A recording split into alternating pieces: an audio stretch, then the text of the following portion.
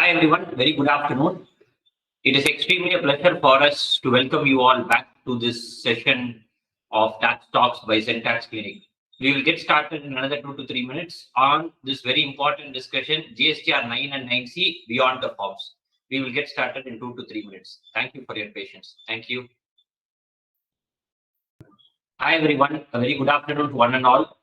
It's extremely a pleasure for us to welcome you all to this Tax Talk session by Zentax Clinic on this very important topic, GSTR 9 and 9C beyond the forms. So GSTR 9 and 9C related already we had a very detailed deliberation going through the class by class analysis of each of the forms. So if any one of you have missed those sessions are available for you on YouTube. GSTR 9 or a video is already available on YouTube. There was a small technical issue with respect to the video of GSTR 9C, which would also be available to you on YouTube very shortly. So the class by class analysis in detail was discussed by our very own CAP Prashant Surya, who very carefully navigated you. உங்களுக்கு வந்து எப்படி ஒவ்வொரு ஃபார்ம்லையும் ஒவ்வொரு ஃபீல்டும் நம்ம புக்ஸ்ல இருந்து போட்டா எங்க இருந்து போடணும், ரிட்டர்ன்ஸ்ல இருந்து போட்டா எங்க இருந்து போடணும் அப்படிங்கறதா வந்துட்டு was a very detailed deliberation by Prashant Surya during the course of those two presentations. But GSTR 9C அப்படின்னு சொல்லும்போது வந்துட்டு இது ஒரு ஆனுவல் ரிட்டர்ன், இது 31st of Decemberக்குள்ள ஃபைல் பண்ணணும் அப்படின்னு சொல்லும்போது வந்து this is not just a compliance requirement. இது வந்து ஒரு கண்டிப்பா ஒரு பண்ண வேண்டிய ஒரு தேவை அப்படிங்கிறது போக இது வந்து ஒரு additional opportunity for the taxpayers to rectify, to align if there was any other changes that was done during the course of the year. Say for example, நம்ம இயர் அப்போ வந்து ஒரு சில ரிவர்ஸ் சார்ஜ் கட்டுறதுக்கு விட்டு போச்சு அப்படின்னா வந்து அதை வந்து ரெக்டிஃபை பண்றதுக்காக இருக்கட்டும், இல்ல நான் வந்து அவுட்வர்ட் சப்ளைஸ் ரிலேட்டடா வந்துட்டு there was some erroneous reporting. So நான் GSTR 1ல வந்துட்டு நான் போடும்போது வந்து ஒவ்வொரு மாசமும் ரிட்டர்ன்ஸ் ஃபைல் பண்ணிட்டே வரேன். பட் அதுல வந்துட்டு I had filed export with payment, export without payment. அதுல வந்து செக்ரிகேஷன்ல வேற மாதிரி இருந்தால் கூட நம்ம இப்ப ஃபைல் பண்ணக்கூடிய இந்த GSTR 9 and 9Cல நம்ம வந்து திருத்திக் கொள்ளக்கூடிய வாய்ப்பு உள்ளது. ஸோ அப்படி சொல்லும் போது this filing of GSTR 9 and 9C is actually a very very trade friendly measure which provides an additional opportunity to file one more statement in addition to the monthly statement. So monthly statement வந்து நம்ம கொடுக்கிறது போக இந்த மாதிரி ஒரு yearly statement கொடுக்கறதுனால நம்ம வந்துட்டு ஏதாவது ஒரு சிலது மந்த்லி பண்ணும்போது ஒரு சில தவறுகள் இருந்தாலும் கூட அதை திருத்திக் கொள்ள ஒரு வாய்ப்பாக உள்ளது. ஸோ இந்த GSTR 9 and 9C வந்து நம்ம சொல்லும் போது இது வந்து வெறும் அந்த ஒரு ஃபார்ம் ஃபில்லிங் எக்ஸசைஸ் தானா, தட் இஸ் அங்க கேட்டிருக்கிற அந்த ஒரு கேள்விகளுக்கு மட்டுமே நம்ம வந்து ஒரு பதில் சொல்றது தானா, இல்லை நம்ம அதுக்கு மேல வந்துட்டு எந்த அளவுக்கு அதுல ஒரு புரிதல், அதுல இருக்கிற வேற நியூவன்சஸ் என்ன, வேற என்னென்னலாம் வந்து important legal aspects also related to this. அன்னைக்கு நம்ம டிஸ்கஸ் பண்ணது எல்லாமே வந்துட்டு more on the procedural aspects to say அதுல ஒவ்வொரு கிளாஸ் எந்த மாதிரி இருக்கு அப்படிங்கிற மாதிரி ஒவ்வொரு ஃபீல்டு வைஸா போகணும். டேபிள் 4 எப்படி, டேபிள் 5 எப்படி, 6, 7 அப்படின்னு சொல்லிட்டு பிரசாந்த் சூர்யா ரொம்ப அழகாக நம்மளுக்காக வந்துட்டு எக்ஸ்பிளைன் பண்ணாரு. இன்னைக்கு நம்ம பார்க்க போறது எல்லாமே வந்துட்டு it is going to be beyond the forms of GSTR 9 and 9C. But still, since it is going to be aligned with GSTR 9 and 9C, நம்ம வந்து அதே டைரக்ஷன்ல எடுத்துட்டு போற மாதிரி இருக்கும். ஸோ அவுட்வர்ட் சப்ளைஸா இருக்கட்டும், இன்புட் டாக்ஸ் கிரெடிட்டா இருக்கட்டும், ரிவர்ஸ் சார்ஜ், ஏன்னா GST என்னதான் சொன்னாலும் கடைசியா வந்துட்டு main 3 broad concepts under GST is mostly about outward supply, the input tax credit, and mainly with respect to reverse charge mechanism. அது போக there are some additional details with respect to refunds which would also be deliberated today during the course of the discussion. So today's discussion would be led by CAP Renuga and CAPM Akshara, who would take this discussion forward, and after which more thoughts on the entire concept of GSTR 9 and 9C, I would be handling it at the end of the session. And as always, we are open for your questions. As you get the questions, please make sure that you put it across in the Q&A box. Q&A box the questions putting அப்படின்னா வந்துட்டு we will be able to answer those questions at the end of the session. End of the session la, if you want to also voice out your query, you can also raise your hand. Whenever you raise your hand, then we will be able to unmute yourself, then basis which you can also raise the question so that everyone can get benefited. So before we move on to the presentation, the latest changes with the GST portal என்ன அப்படிங்கிறது வந்து பார்த்தோம்னா 4 different states have got OTP based login. So ஒவ்வொரு time login பண்ணும்போது R first time ஒரு computer login பண்ணும்போது you need to have the OTP and only basis which you will be able to login to the GST portal, particularly with respect to the state of Tamil Nadu, Tamil Nadu, Kerala, Karnataka, Andhra Pradesh, South states enable agala. 4 different states have been enabled with OTP based login.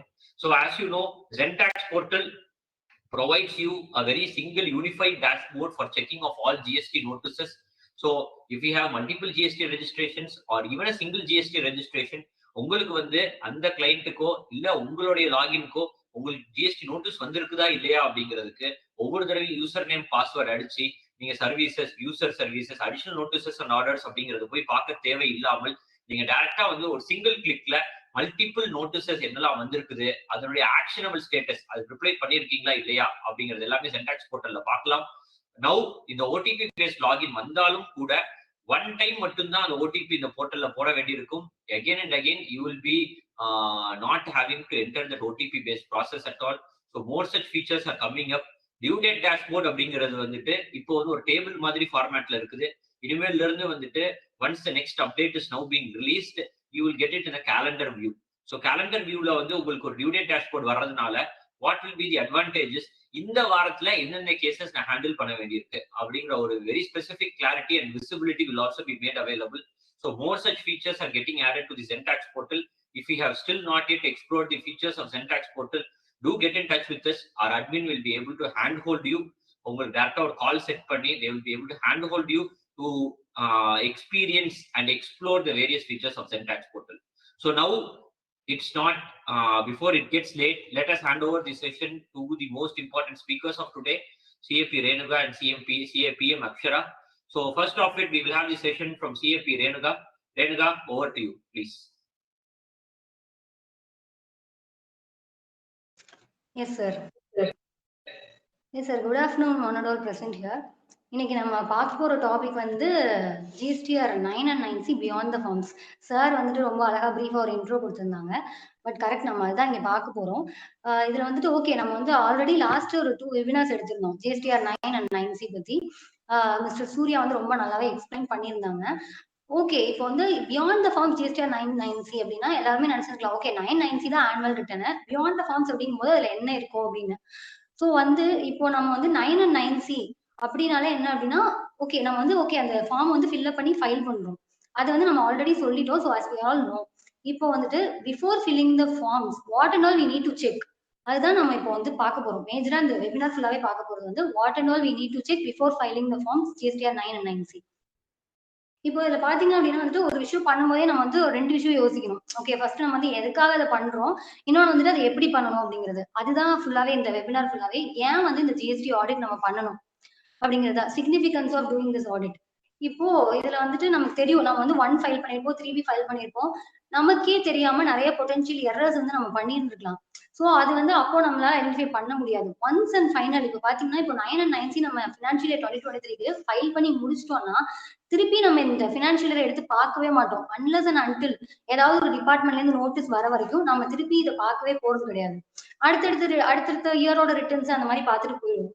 So இல்ல நான் வந்து இந்த இயரோட ஃபினான்ஷியல்ஸோ இல்ல இந்த இயரோட கம்ப்ளைண்ட்ஸோ check பண்ணணும் அப்படின்னா நான் வந்து 9 9C ஃபைல் பண்ணும்போது செக் பண்ணா மட்டும்தான் உண்டு.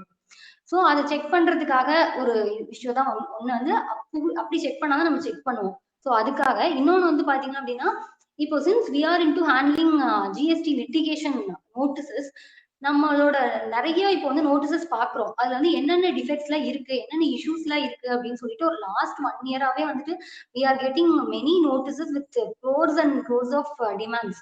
ஸோ அப்ப அதுல வந்து எங்களுக்கு தெரியும், ஓகே இந்த இஷ்யூக்கெல்லாம் வந்து ப்ராப்ளம் வருது அப்படின்னு சொல்லிட்டு. இப்போ இந்த இதுல வெபினார் ஃபுல்லாவே பார்க்க போறது என்னன்னா, ஓகே நம்ம இதெல்லாம் செக் பண்ணிட்டோம்னா பின்னாடி வந்து இந்த இஷ்யூஸ் எல்லாம் நமக்கு வராது அப்படின்னு சொல்லி ஒரு கன்ஃபர்மேஷன் பண்றதுக்காக தான் நம்ம இந்த செக்கிங் ஃபுல்லாவே பண்ண போறோம். ஓகே இந்த இஷ்யூஸ் அண்ட் நோட்டீசஸ் எல்லாமே அவாய்ட் பண்ணலாம். எதுக்காக அவாய்ட் பண்றோம் அப்படின்னு பாத்தீங்கன்னா, இப்போ வந்து ஆல்மோஸ்ட் எல்லா கார்பரேட்ஸுக்குமே வந்து தெரியும், ஒரு லாஸ்ட் 5 இயர்ஸ் டிபார்ட்மெண்டல் ஆடிட் எல்லாருக்குமே வந்துட்டு இருக்காங்க. அப்படி வரும்போது பாத்தீங்கன்னா ஒரு மேஜரான இஷ்யூக்கு வந்து டாக்ஸ் டிமாண்ட் அவங்க கொடுக்கும்போது வித் இன்ட்ரெஸ்ட் அண்ட் பெனால்ட்டியோட போடுறாங்க.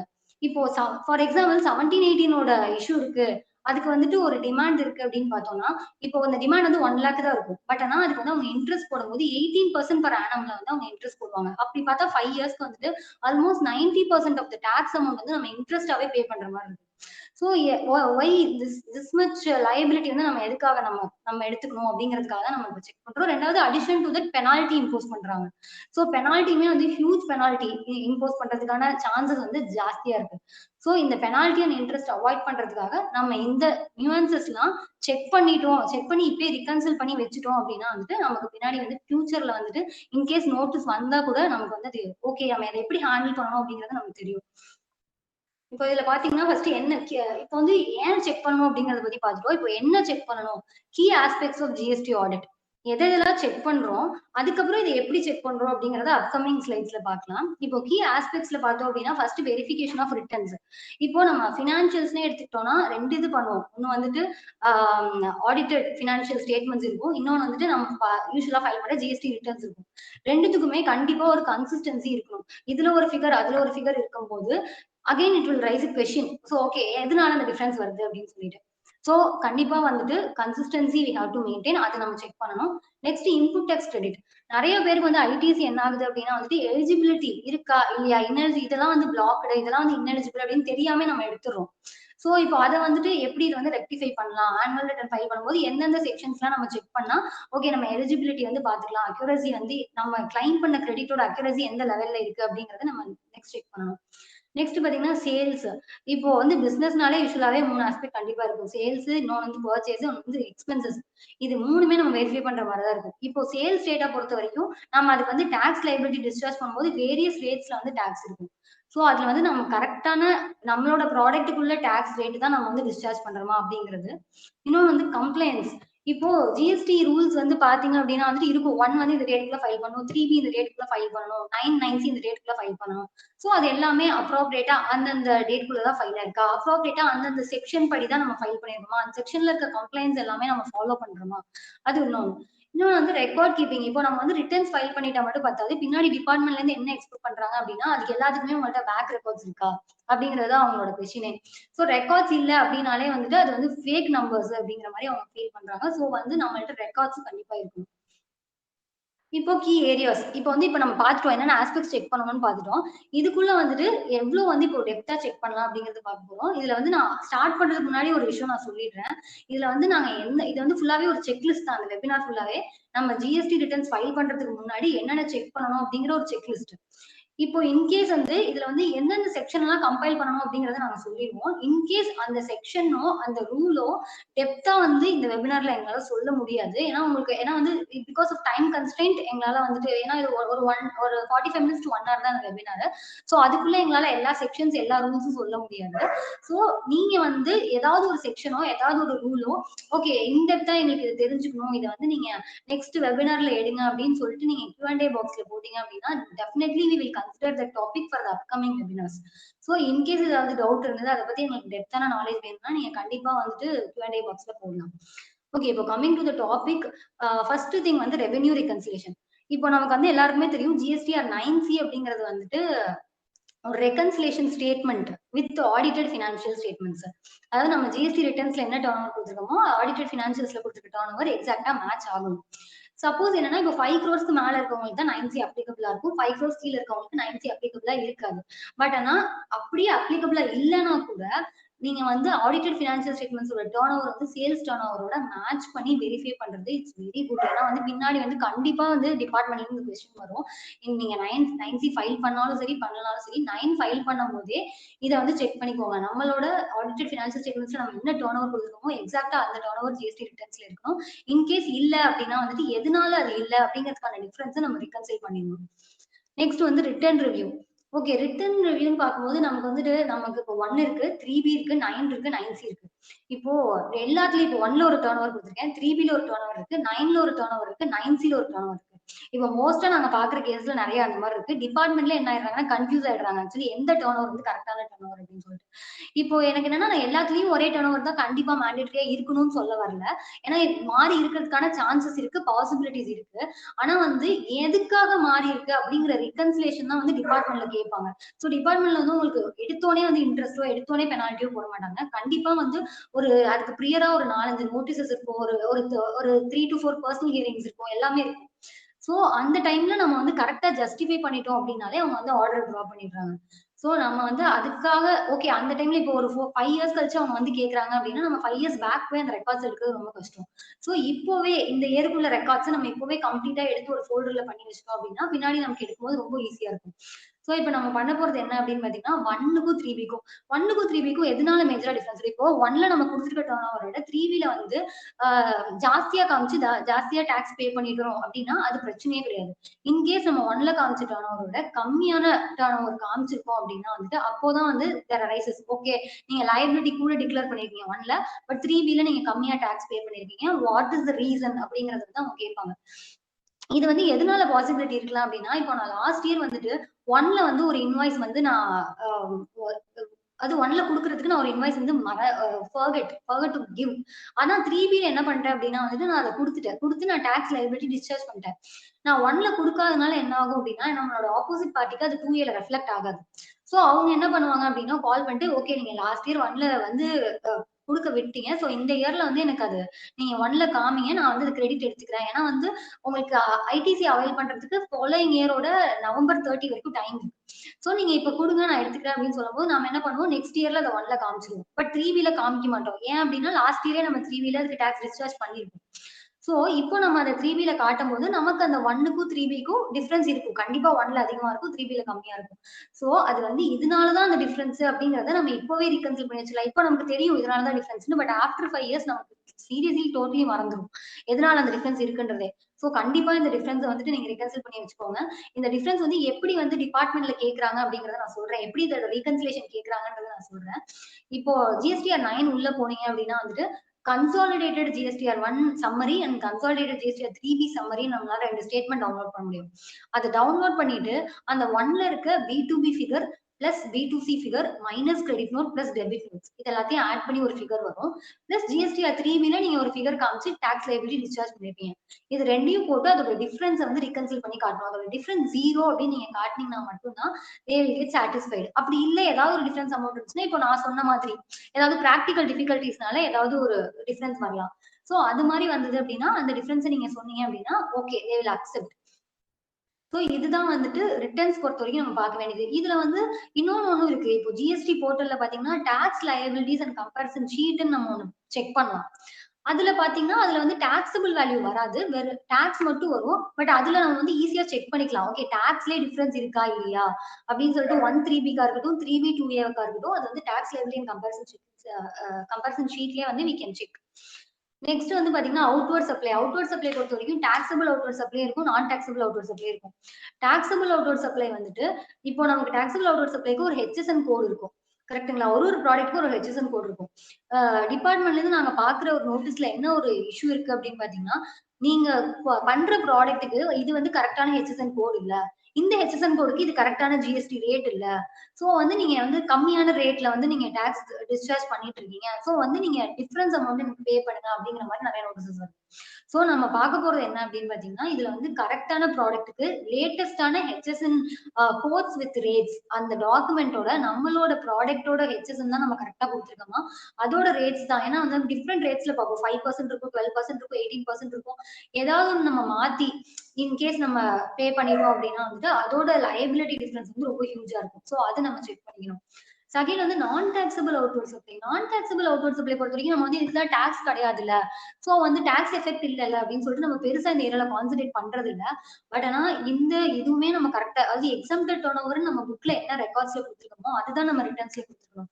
இன்கேஸ் நம்ம அதை விட அதிகமா கொடுத்துருந்தோம் அப்படின்னா நீங்க டாக்ஸபிள தான் எக்ஸம்ப்டடா காமிச்சிட்டீங்க உங்களோட பிஎன்எலுக்கும் இதுக்கும் வந்து புக்ஸுக்கும் உங்க ரிட்டர்ன்ஸ்க்கும் மேட்ச் ஆகல அப்படின்னு சொல்லிட்டு அந்த டிஃபரன்ஸ் அமௌண்ட்டுக்கு டாக்ஸ் போடுறதுக்கு நிறைய வாய்ப்பு இருக்கு. இன்னொன்னு வந்துட்டு பாத்தீங்கன்னா நான் ஜிஎஸ்டி சப்ளை அப்படின்னு நம்ம என்னென்னதான் சொல்றோமோ அது எதுனா அது வந்து உண்மையிலேயே நான் ஜிஎஸ்டி சப்ளை தானா அப்படிங்கறத நம்ம வெரிஃபை பண்ணணும். நெக்ஸ்ட் எக்ஸ்போர்ட் அண்டர் எல்யூடினா பாத்தீங்கன்னா இப்போ என்ன கேக்குறாங்க அப்படின்னா நம்ம எல்யூடில வந்து பண்ணும்போது நம்ம ரீஃபண்ட் அப்ளை பண்ணி ரீஃபண்ட் வாங்குவோம். அந்த ரீஃபண்ட் வாங்கும்போது அந்த ரீஃபண்ட் ஒர்க்கிங்ஸ் எல்லாம் கொடுங்க நீங்க கரெக்டான ரீஃபண்ட் தான் வாங்கிருக்கீங்களா அப்படின்னு சொல்லி கேக்குறாங்க. சோ அந்த ரீஃபண்ட் ஒர்க்கிங்ஸ் அதோட ஃபார்முலாஸ் நம்ம கரெக்டா தான் போட்டிருக்கோமா அது எல்லாமே ஒரு டைம் செக் பண்ணிக்கணும் இன்கேஸ் எக்ஸ்போர்ட்ஸ் இருக்குது அப்படின்னா. நெக்ஸ்ட் வந்து பாத்தோம்னா கேன்சல்டு இன்வாய்சஸ். இப்போ நமக்கு வந்துட்டு நிறைய இன்வாய்சஸ் வந்து ஹியூஜான அமௌண்ட் ஆஃப் இன்வாய்ஸ் வந்து கேன்சல் ஆயிருக்க கூடாது.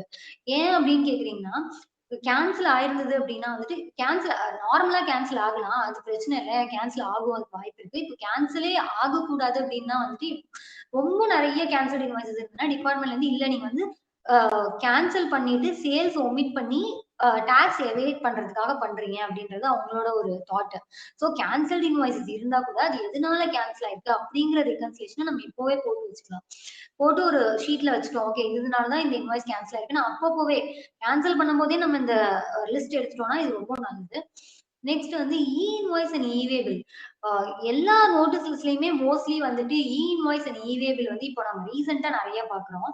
இப்போ இன்வாய்ஸ் பொறுத்த வரைக்கும் பாத்தீங்கன்னா 1 ஆகஸ்ட் 2023 இருந்தே நமக்கு வந்துட்டு 5 crore மேல போனாலே இன்வாய்ஸ் வந்து அப்ளிகபிலிட்டி இருக்கு. பட் லாஸ்ட் ஃபினான்ஷியல் இயர் 22-23க்கு 10 crore மேல போனாதான் வந்துட்டு நமக்கு invoice applicable. So 10 crore turn ஓவருக்கு 10 crore மேல டர்ன் ஓவர் யாருக்கெல்லாம் போயிருக்கோ அவங்கலாம் வந்து மேண்டேட்டரியா இன்வாய்ஸ் வந்து ஜென்ரேட் பண்ணிருக்காங்களா, இன்கேஸ் இன்வாய்ஸ் ஜென்ரேட் பண்றதுக்கு ஏதாவது மிஸ் அவுட் பண்ணிருக்காங்களா அப்படிங்கறத நம்ம செக் பண்ணிக்கலாம். ஏன்னா அவங்க வந்து இன்வாய்ஸோட டர்ன் ஓவர் வந்து ஜிஎஸ்டிஆர் 1 டர்ன் ஓவரோட மேட்ச் ஆகல அப்படின்னா வந்துட்டு எதனால மேட்ச் ஆகல, ஏன் வந்து நீங்க இன்வாய்ஸ் ஜென்ரேட் பண்ணல. ஸோ இன்வாய்ஸ் ஜென்ரேட் பண்ணாததுக்கு அவங்க பெனால்டி இம்போஸ் பண்றாங்க. நான் கம்ப்ளைன்ஸ் ஆஃப் ஜிஎஸ்டின்னு சொல்லிட்டு general penalty they can impose.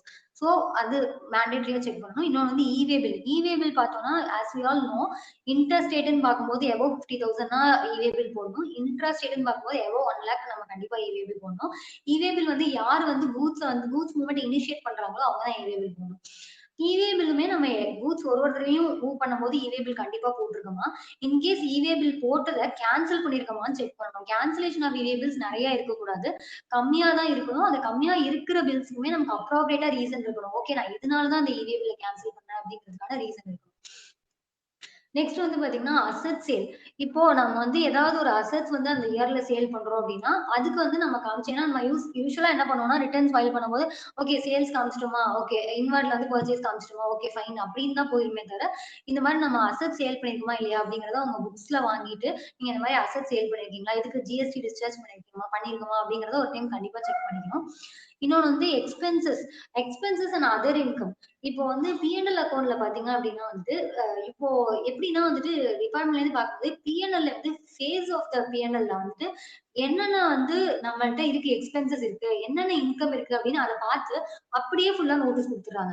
இந்த எக்ஸ்பென்சஸ்லாம் நீங்க டிஸ்சார்ஜ் பண்ணிருக்கீங்களா அப்படின்ற மாதிரி. ஸோ நம்மளும் அதே மாதிரி அந்த எக்ஸ்பென்சஸ் எல்லாத்தையுமே பார்த்து அந்த எக்ஸ்பென்சஸ்ல எதுக்கெல்லாம் வந்துட்டு ஆர்சிஎம் எஃபெக்ட் ஆகுது அப்படிங்கறத நம்ம செக் பண்ணணும். இதே இப்போ பாத்தீங்கன்னா ஃப்ரைட் சார்ஜஸ் இருக்கும். ஃப்ரைட் சார்ஜஸ் நம்ம ஜிடிஏ பே பண்ணுவோம். ஜிடிஏ பே பண்ணும்போது ஃபார்வர்ட்ல பே பண்ணா 12% ஆல்மோஸ்ட் பே பண்ணிருப்போம். இல்ல நம்ம ஆர்சிஎம்ல பே பண்றோம் அப்படின்னா 5% கரெக்டா டிஸ்சார்ஜ் பண்ணிருக்கணும். இன்னொன்று வந்து பாத்தீங்கன்னா இப்போ செக்யூரிட்டி சர்வீசஸ் ஃபார் எக்ஸாம்பிள் அதுக்கு அந்த செக்யூரிட்டி சார்ஜஸ் வந்து எக்ஸ்பென்சஸ்ல இருந்ததுன்னா ஓகே அதுக்கு அப்ப ஆர்சிஎம் எஃபெக்ட் ஆகும். அதுக்கு நம்ம ஆர்சிஎம் கட்டிருக்கோமா இல்லையா. சோ அந்த மாதிரி அந்த எக்ஸ்பென்சஸ் லெட்ஜர் ஃபுல்லாவே ஸ்க்ரூட்டனைஸ் பண்ணா நமக்கு தெரிஞ்சிடும் எதுக்கெல்லாம் ஆர்சிஎம் அப்ளிகபிள் ஆகும், எதுக்கெல்லாம் ஆர்சிஎம் அப்ளிகபிள் ஆகாது அப்படின்னு. நெக்ஸ்ட் வந்து அதர் இன்கம். இப்போ பிஎன்எல்ல வந்துட்டு அதர் இன்கம் அப்படின்னு சொல்லி இப்போ சேல்ஸ் ஃபிகர் காமிச்சிருப்போம், அதுக்கு நம்ம ஜிஎஸ்டி கண்டிப்பா டிஸ்சார்ஜ் பண்ணிருப்போம். இதே வந்து நம்ம இப்போ அதர் இன்கம்னு காட்டுறோம் அப்படின்னா அதர் இன்கம்ல இருக்கும் இன்ட்ரெஸ்ட் ரிசீவ்ட் இருக்கும், டிஸ்கவுண்ட் ரிசீவ்ட் இருக்கும், எனவே எல்லாமே இருக்கும். அதுல வந்து எல்லாத்துக்குமே டாக்ஸ் எஃபெக்ட் ஆகாது. பட் ஆனா ஒரு டைம் அந்த லெஜரையும் வந்து பார்த்துட்டு ஓகே அதுக்கு ஜிஎஸ்டி கோவைக்குள்ள வருதா வரலையா, அதுக்கு ஜிஎஸ்டி கட்டணுமா இல்லையா அப்படிங்கறத நம்ம கண்டிப்பாவே பார்க்கணும், செக் பண்ணணும். ஏன்னா அதையுமே அதர் இன்கம்ல இருக்க எல்லா இன்கமையும் எடுத்து போட்டு டிமாண்ட் கொடுக்குறவங்களும் இருக்காங்க. சோ அதர் இன்கம்ல இருக்கிறதுக்கும் நமக்கு வந்து ஆக்சுவல் எக்ஸ்பிளனேஷன் கரெக்டான எக்ஸ்பிளனேஷன் இருந்தது அப்படின்னா அது பிரச்சனை இல்லை. அதே மாதிரி இப்போ இது சொல்லும் போது நான் இன்னொரு விஷயம் சொல்லணும். இப்போ வந்து இல்லைன்னா எக்ஸ்பென்சஸ்ல வந்துட்டு இப்போ ஃப்ரைட் நம்ம கொடுக்குறோம் அப்படின்னு பாத்தீங்கன்னா நமக்கு வந்து ஃப்ரைட் எக்ஸ்பென்சஸ் இருக்கும் சில பேருக்கு, ஃப்ரைட் இன்கம் இருக்கும் சில பேர். அப்படி என்ன பண்ணும்போது ஃப்ரைட் இன்கம் வந்து நம்ம அதர் இன்கம்லயோ இல்ல இதுலயோ கொடுக்காம சேல்ஸ்லயோ கொடுக்காம எக்ஸ்பென்சஸ் லெட்ஜர்ல என்ன பண்ணிடுவோம்னா ஃப்ரைட் லெட்ஜர்லயே கிரெடிட் சைட்ல கொடுத்துருவோம்.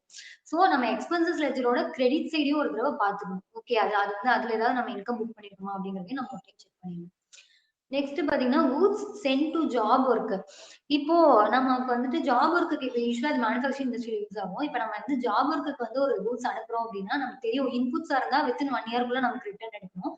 இன்கேஸ் வந்துட்டு கேபிட்டல் குட்ஸா இருந்தா வித்தின் 3 இயர்ஸ்க்குள்ள நமக்கு உள்ள வரணும், திருப்பி ரிட்டர்ன் வரணும்.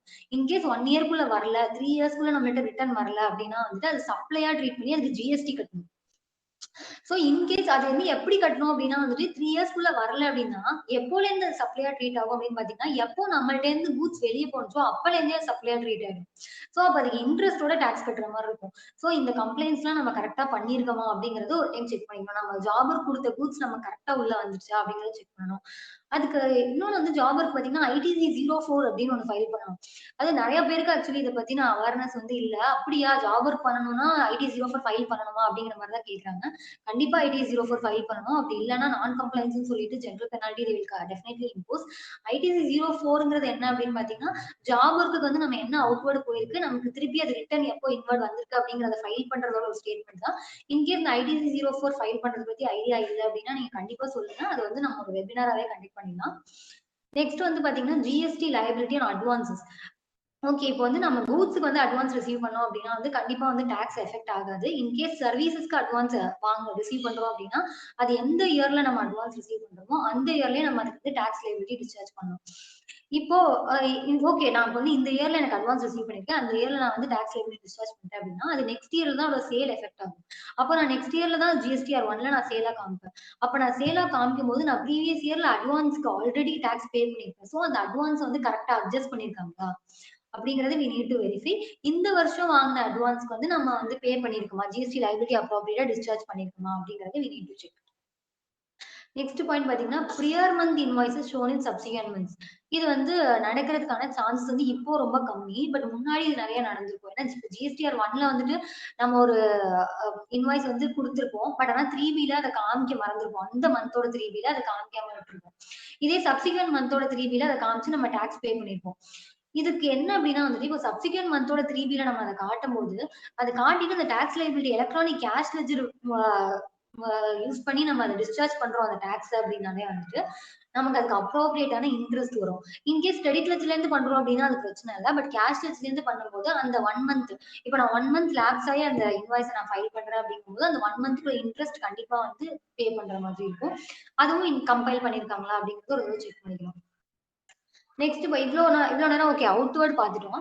இன்வர்ட் பத்தி நான் ஒரு சின்ன இன்ட்ரோ மட்டும் கொடுத்துறேன். அதுக்கப்புறம் வந்து miss CA Akshara will continue.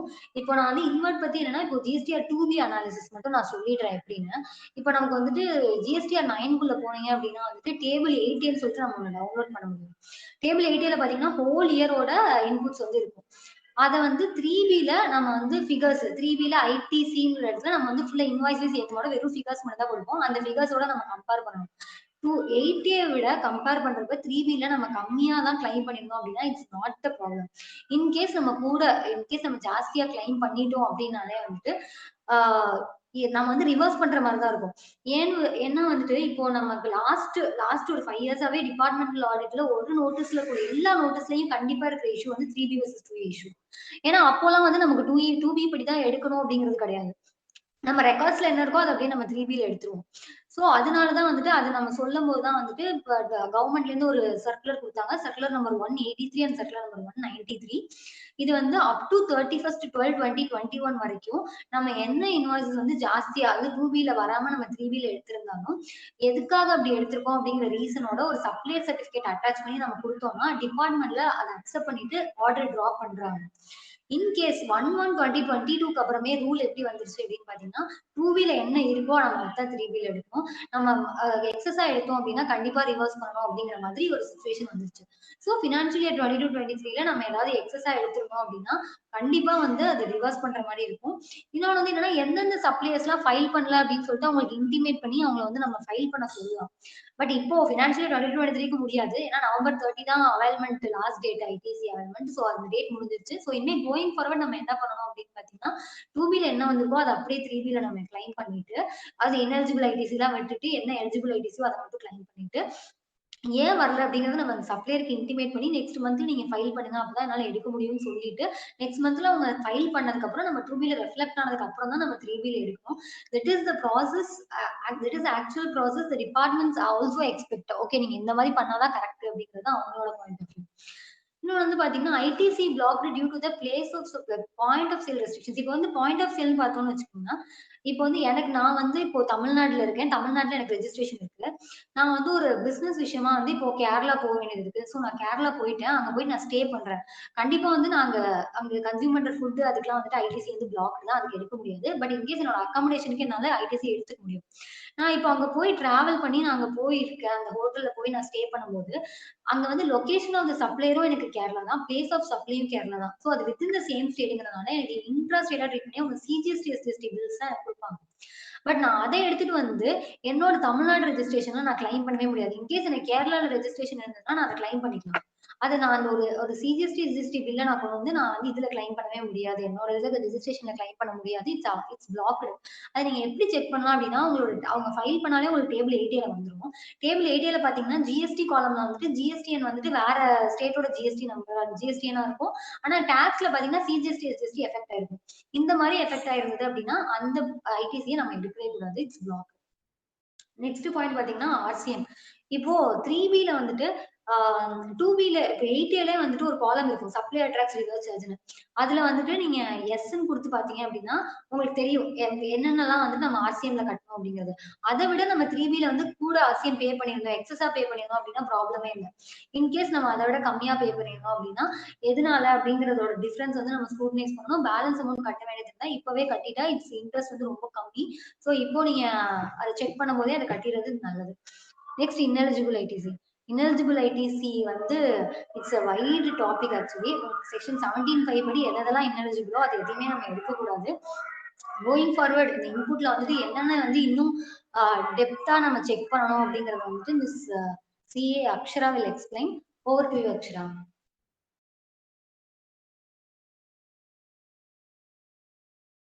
So good evening everyone. இவ்வளோ நேரம் அவுட்வர்ட்ஸை பத்தி ரேணுகா ரொம்ப கிளியரா எக்ஸ்பிளைன் பண்ணியிருந்தாங்க என்னெல்லாம் செக் பண்ணணும் அப்படின்ட்டு. ஸோ கோயிங் ஃபார்வர்ட் இப்போ இன்வர்ட் சப்ளைஸ் வந்துட்டு எப்படி செக் பண்ணலாம் அப்படின்றத நம்ம பார்க்கலாம். ஸோ இன்வர்ட்னா basically it is all about purchases and expenses.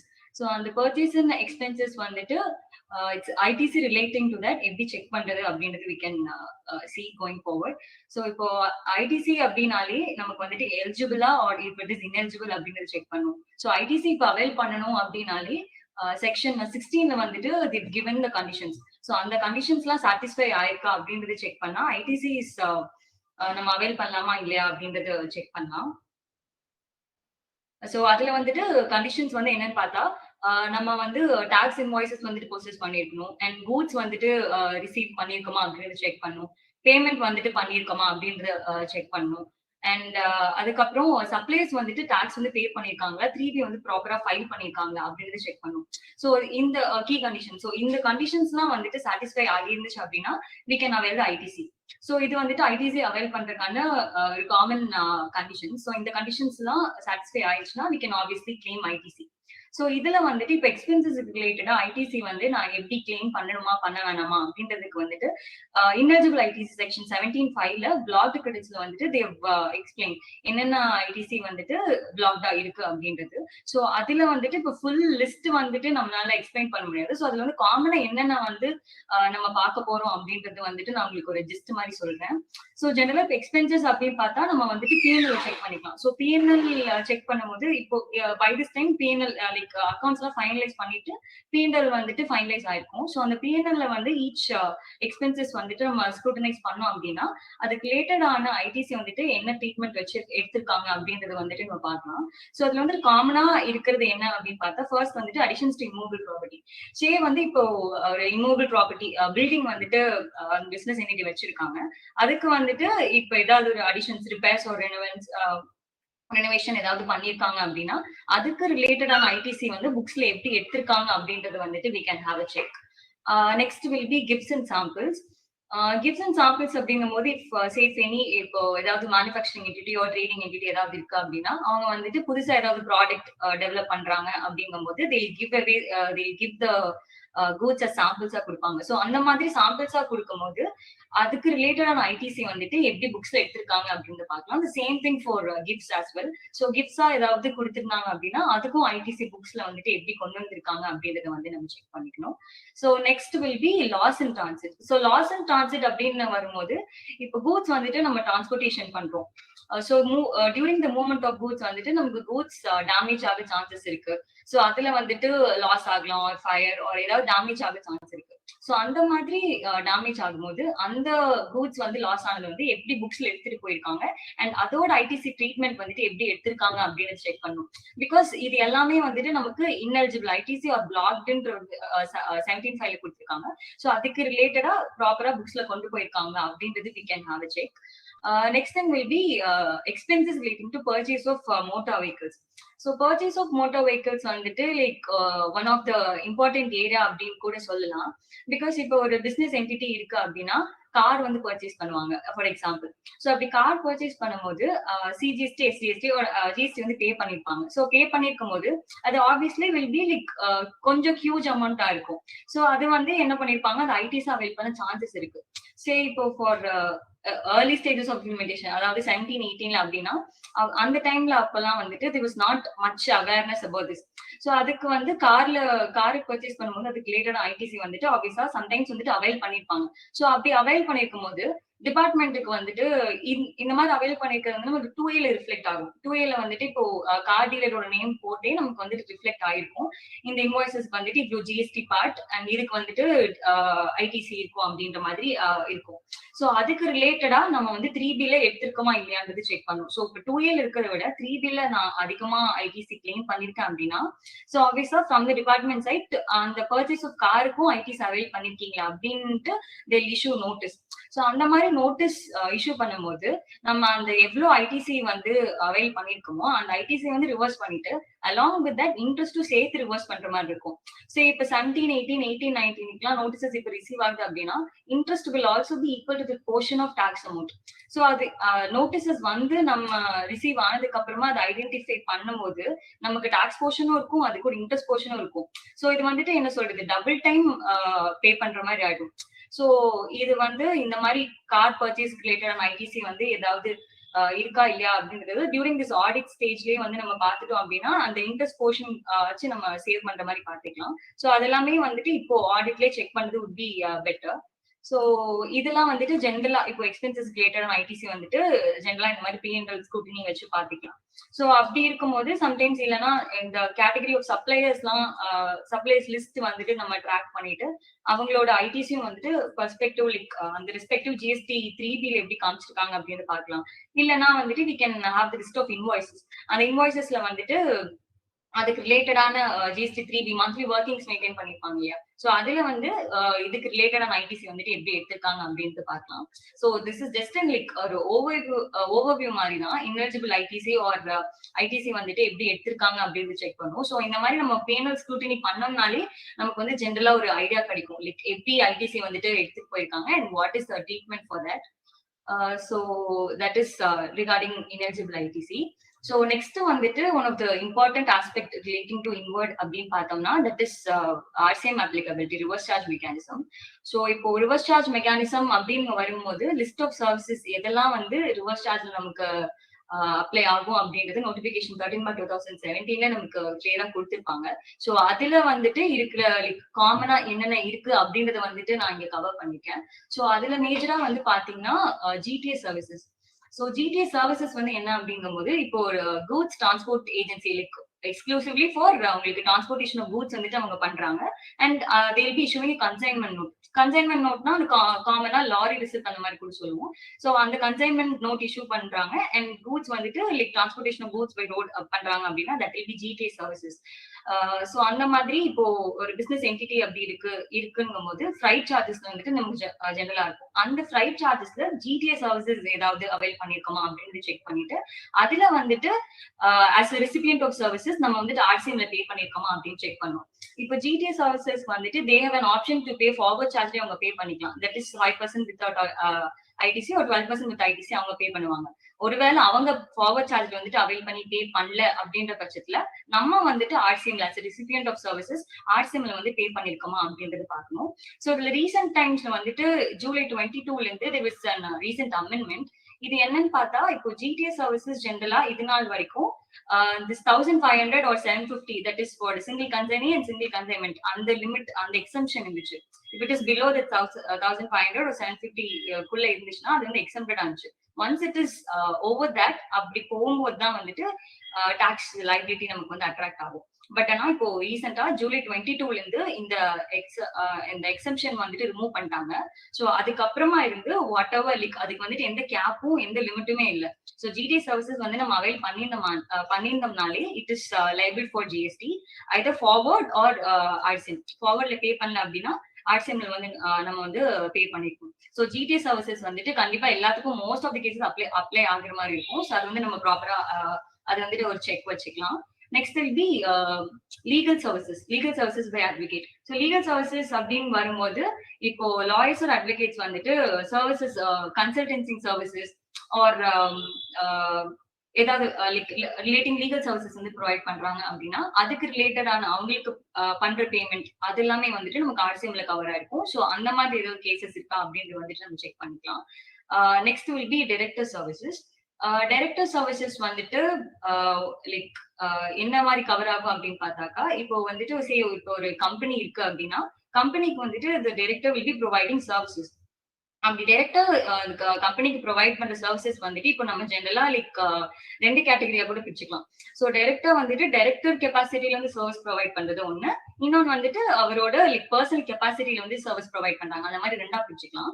So அப்படி பார்க்கும்போது டைரக்டர் இந்த கெப்பாசிட்டி டைரக்டர் அப்படி சர்வீஸ் ப்ரொவைட் பண்றது என்னன்னு பார்த்தா அவங்க சர்வீசஸ் ப்ரொவைட் பண்றதுக்கு வந்துட்டு கம்பெனி சைட்ல இருந்து they'll be paying salary மாதிரி பே பண்றாங்க.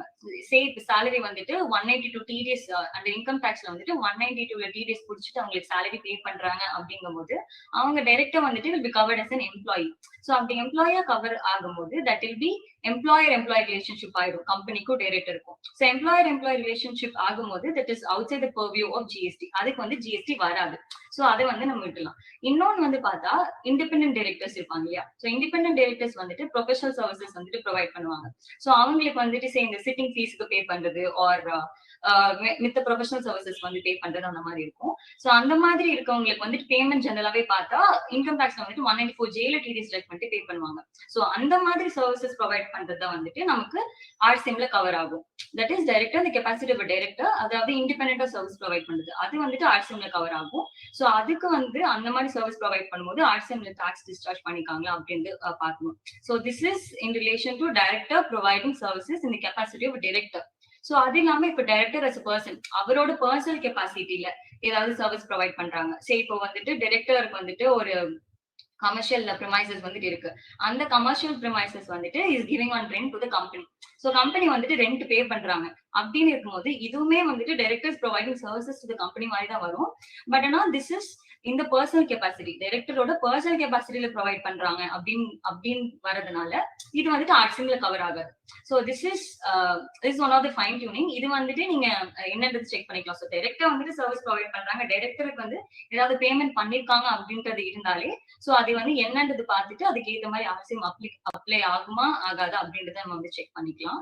Next services receive from government. So இது வந்துட்டு நார்மலா நம்ம எல்லாருக்கும் தெரிஞ்சதுதான். இப்போ கவர்மெண்ட் வந்து சர்வீசஸ் வந்து ரிசீவ் பண்றோம் அப்படின்னா ஜெனரலாவே அதுக்கு வந்துட்டு நம்ம ஆர்சிஎம்ல பே பண்ணுவோம். ஸோ அந்த மாதிரி சர்வீசஸ் வந்து ஆர்சிஎம் டிஸ்சார்ஜ் பண்ணிருக்காங்க அப்படின்றது வந்துட்டு we can have a check. Next is rent paid for staff accommodation is subject to RCM. So this is இது வந்துட்டு ஒரு புது addition, that is from July 22ல இருந்து இப்போ ஒரு கம்பெனி இருக்கு அப்படின்னா அவங்க வந்துட்டு இப்போ ஒரு ரெசிடென்ஷியல் ப்ரிமைசஸ் வந்து ரெண்ட்டுக்கு எடுத்துட்டு அண்ட் ரெண்ட் வந்து பே பண்றாங்க. தட் இஸ் கம்பெனி வந்துட்டு இங்க டெனன்ட் வந்து ரெண்ட் பே பண்றாங்க அப்படின்ற சிச்சுவேஷன்ல ஆர்சிஎம் வந்து அட்ராக்ட் ஆகும். ஸோ இது வந்து எந்த மாதிரி சிச்சுவேஷன்ல வரும் அப்படின்னு பாத்தீங்கன்னா இப்போ கம்பெனி வந்து ரெசிடென்ஷியல் ப்ரிமைசஸ் வந்துட்டு எதுக்காக ரெண்ட்டுக்கு எடுத்துப்பாங்க. சரி இப்போ வந்துட்டு ஐதர் ஃபார் ஸ்டாஃப் அகாமடேஷனுக்கா இருக்கலாம் ஆர் ஃபார் கெஸ்ட்டுக்கு வந்துட்டு ஸ்டே ப்ரொவைட் பண்றதுக்கு. அந்த மாதிரி சிச்சுவேஷன்ல கம்பெனி வந்து ப்ரிமைசஸ் வந்து ரெண்ட்டுக்கு எடுத்துக்கலாம். ஸோ அந்த மாதிரி ரெண்ட் பே பண்ணும்போது ஆர்சிஎம் வந்து நம்ம அட்ராக்ட் ஆகும். ஸோ இதுவுமே வந்துட்டு இந்த ஃபினான்ஷியல் இயர் 22-23 இருந்து தான் வந்திருக்கு. ஸோ இதுவுமே நம்ம வந்துட்டு ஒரு செக்கா வச்சுக்கலாம். ஸோ இது வந்துட்டு நம்ம கண்டிப்பா செக் பண்ற விஷயம். Next will B security services. அதாவது இப்ப செக்யூரிட்டி சர்வீசஸ் வந்து நம்ம பாடி கார்பரேட்ஸ் இல்லாம மித்த பர்சன்ஸ் கிட்ட இருந்து ரிசீவ் பண்றோம் அப்படின்னா அதுமே வந்துட்டு it is liable for RCM.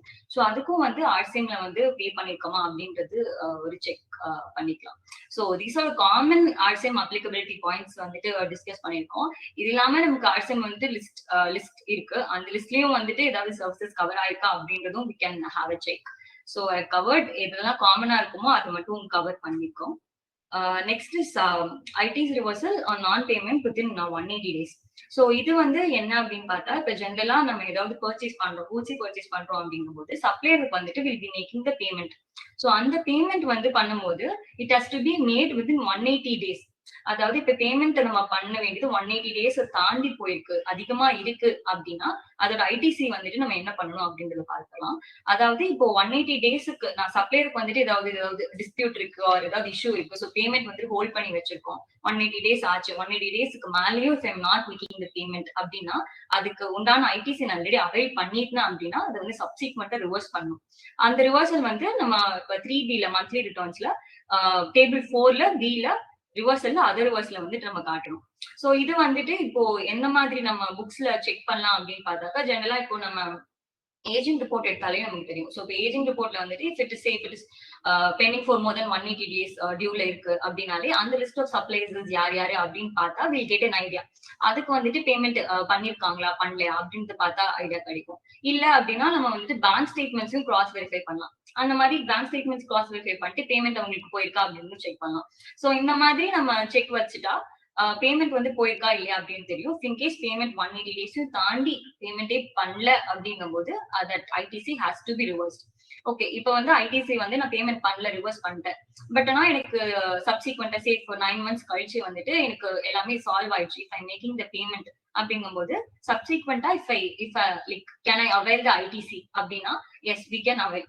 ஏன்னா அது வந்து சப்சிக்வெண்டா நான் பேமெண்ட் பண்ணிட்டேன் அப்படிங்கும் போது எந்த மந்த் எந்த ஸ்பெசிபிக் மந்த்ல நம்ம பேமெண்ட் பண்ணிருக்கோமோ அந்த மந்த்துக்கு வந்துட்டு we can avail the IPC. So இந்த 180 daysமே வந்துட்டு நம்ம நார்மலா செக் பண்ணிக்கலாம் பேமெண்ட்ஸ் வந்து பண்ணிருக்காங்களா இல்லையா, அண்ட் அது ரிவர்சல் அண்ட் சப்சிக்வெண்ட் திருப்பி ரீக்ளைம் பண்றது அப்படின்றதும் பாத்துக்கலாம். சோ இதுவுமே நம்ம வந்துட்டு ஒரு செக் மாதிரி வச்சுக்கலாம். So next will B credit reversal, அதாவது ரூல் 40 to 43, அதாவது இப்போ காமன் கிரெடிட். சோ காமன் கிரெடிட்னா இப்போ இந்த இடத்துல என்ன வரும் அப்படின்னு பார்த்தா இப்போ சேஃப் ஒரு பிசினஸ் என்டிட்டி இருக்காங்க, அந்த பிசினஸ் என்டிட்டி வந்துட்டு is providing both taxable services and exempted, டாக்ஸபிளும் இருக்கு எக்ஸம்டடும் இருக்கு அப்படிங்கும் போது அவங்க யூஸ் பண்ற ஐடிசி, அவங்க அவைல் பண்ற ஐடிசில வந்து there will be some common credit portion, அதாவது இது using for both taxable as well as exempted. அப்படி இருக்கும்போது காமன் கிரெடிட் இருக்கும். சோ அந்த காமன் கிரெடிட் வந்து நம்ம எப்படி ரிவர்ஸ் பண்ணணும் அப்படின்றதுதான் ரூல் 42 43 டிஸ்கிரைப் பண்ணிருக்காங்க. சோ அது வந்துட்டு நம்ம அந்த ஒர்க்கிங்ஸ் எல்லாம் கரெக்டா இருக்கா அப்படின்றதும் செக் பண்ணிருக்கோம். சோ இதுக்கு வந்து எக்ஸம்டட் டர்ன் ஓவர் ஏதாவது டிக்ளேர் பண்ணிருக்காங்களா அப்படின்றது 1 or 3 பார்த்தாலே நமக்கு வந்துட்டு ஒரு ஐடியா கிடைக்கும். Okay, so exempted turn over வந்துட்டு they are reporting, சோ வந்து காமன் கிரெடிட் வந்து பண்ணிருக்காங்களா அப்படின்னு பார்க்கணும். சோ இந்த ரூல் 42 43 வந்துட்டு ஒரு இல்லஸ்ட்ரேஷன் மூலமா நம்ம பார்த்துடலாம் இது எப்படி அப்ளை ஆகுது அப்படின்ட்டு. So first going on to rule 42 வந்துட்டு it is generally for input and input services and 43 is for capital goods. So இந்த ரூல் 42 வந்துட்டு இப்போ common credit non taxable as well as exempted or பர்சனலுக்கும் use பண்ணிருக்கேன் அப்படின்னா common credit வந்து எப்படி reverse பண்ணும் அப்படின்றது செக் பண்ணும். சோ இந்த இல்லஸ்ட்ரேஷன்ல வந்து பாத்தீங்கன்னா ஃபர்ஸ்ட் இப்போ ஒரு ஷாப் ஒரு ட்ரேடிங் கன்சர்னே எடுத்துக்கலாம். அவங்ககிட்ட வந்துட்டு மொத்தமா ஷாப்ல வந்துட்டு இருக்கிற ஐட்டம்ஸோட வேல்யூ வந்துட்டு 5 lakh இருக்கு அப்படின்னு வச்சுப்போம். அதுல வந்துட்டு value of agriculture activity, so இப்போ agriculture maybe fruits and vegetables அந்த மாதிரி ஏதாவது வச்சிருக்காங்க, so that is pertaining to 2 lakh rupees அப்படி இருக்கு அப்படின்றது வச்சுக்கலாம். இதுல வந்து total ITC for the tax period அப்படின்னு பார்த்தா 1 lakh இருக்கு. இதுல எனக்கு ITC pertaining exclusively for personal பர்பசஸ்க்கு வந்து 5,000 இருக்கு, எக்ஸ்க்ளூசிவ்லி ஃபார் அக்ரிகல்ச்சர் ஆக்டிவிட்டி வந்து 20,000 இருக்கு. அது இல்லாம ITC it is not at all eligible, எனக்கு எலிஜிபிளே இல்லாத வந்து ஒரு 10,000 இருக்கு. And input tax for input for taxable items, அதாவது டாக்ஸபிளுக்கு மட்டும் ஒரு 10,000 இருக்கு அப்படிங்கும் போது சோ இந்த சிச்சுவேஷன்ல எப்படி நம்ம கிரெடிட் வந்து ரிவர்ஸ் பண்ணலாம் அப்படின்னு பார்த்தா ஃபர்ஸ்ட் வந்து நமக்கு அவைலபிள் கிரெடிட் எவ்வளவு அப்படின்றது வந்து கண்டுபிடிச்சிக்கலாம். சோ அவைலபிள் கிரெடிட் வந்து எப்படின்னா இப்போ எனக்கு டோட்டல் ஐடிசி இருக்கு, அந்த டோட்டல் ஐடிசில ஐடிசி ஃபார் பர்சனல் சப்ளைஸ் எவ்வளவு இருக்குன்னு எனக்கு தனியா தெரியும், ஐடிசி ஃபார் எக்ஸம்டட் சப்ளைசஸ் எவ்வளவு, and ITC for non eligible. So all of this ITCs இது எல்லாமே சேர்த்து டோட்டல் ஐடிசி இருந்து நம்ம டிடக்ட் பண்ணிட்டோம் அப்படின்னா வில் கெட் அவைலபிள் கிரெடிட். அதாவது நம்ம சிச்சுவேஷன்ல 1 lakh வந்து டோட்டல் கிரெடிட் இருக்கு, பர்சனல் சப்ளைஸ் வந்து 5,000 அண்ட் எக்ஸம்டட் வந்து 20,000, நான் எலிஜிபிள் 10,000 இருக்கு. சோ இதெல்லாம் வந்துட்டு டோட்டல் கிரெடிட் 1 lakh இருந்து டிடக்ட் பண்ணோம் அப்படின்னா 65,000 that will be my available credit. அதுக்கப்புறம் காமன் கிரெடிட் வந்து நம்ம என்னன்னு கண்டுபிடிக்கணும். ஸோ இந்த டோட்டல் கிரெடிட்ல காமன் கிரெடிட் என்னன்றது நம்ம பார்க்கணும். ஸோ அந்த காமன் கிரெடிட் வந்து என்ன அப்படின்னு பார்க்கும்போது டாக்ஸபிள் சப்ளைஸ்க்கு வந்துட்டு பர்டைன் ஐடிசி எவ்வளோ அப்படின்றத டிடக்ட் பண்ணிட்டோம்னா will get common credit. So அதாவது நம்ம சிச்சுவேஷன்ல 65,000 வந்து அவைலபிள் கிரெடிட் நம்ம கண்டுபிடிச்சிட்டோம்.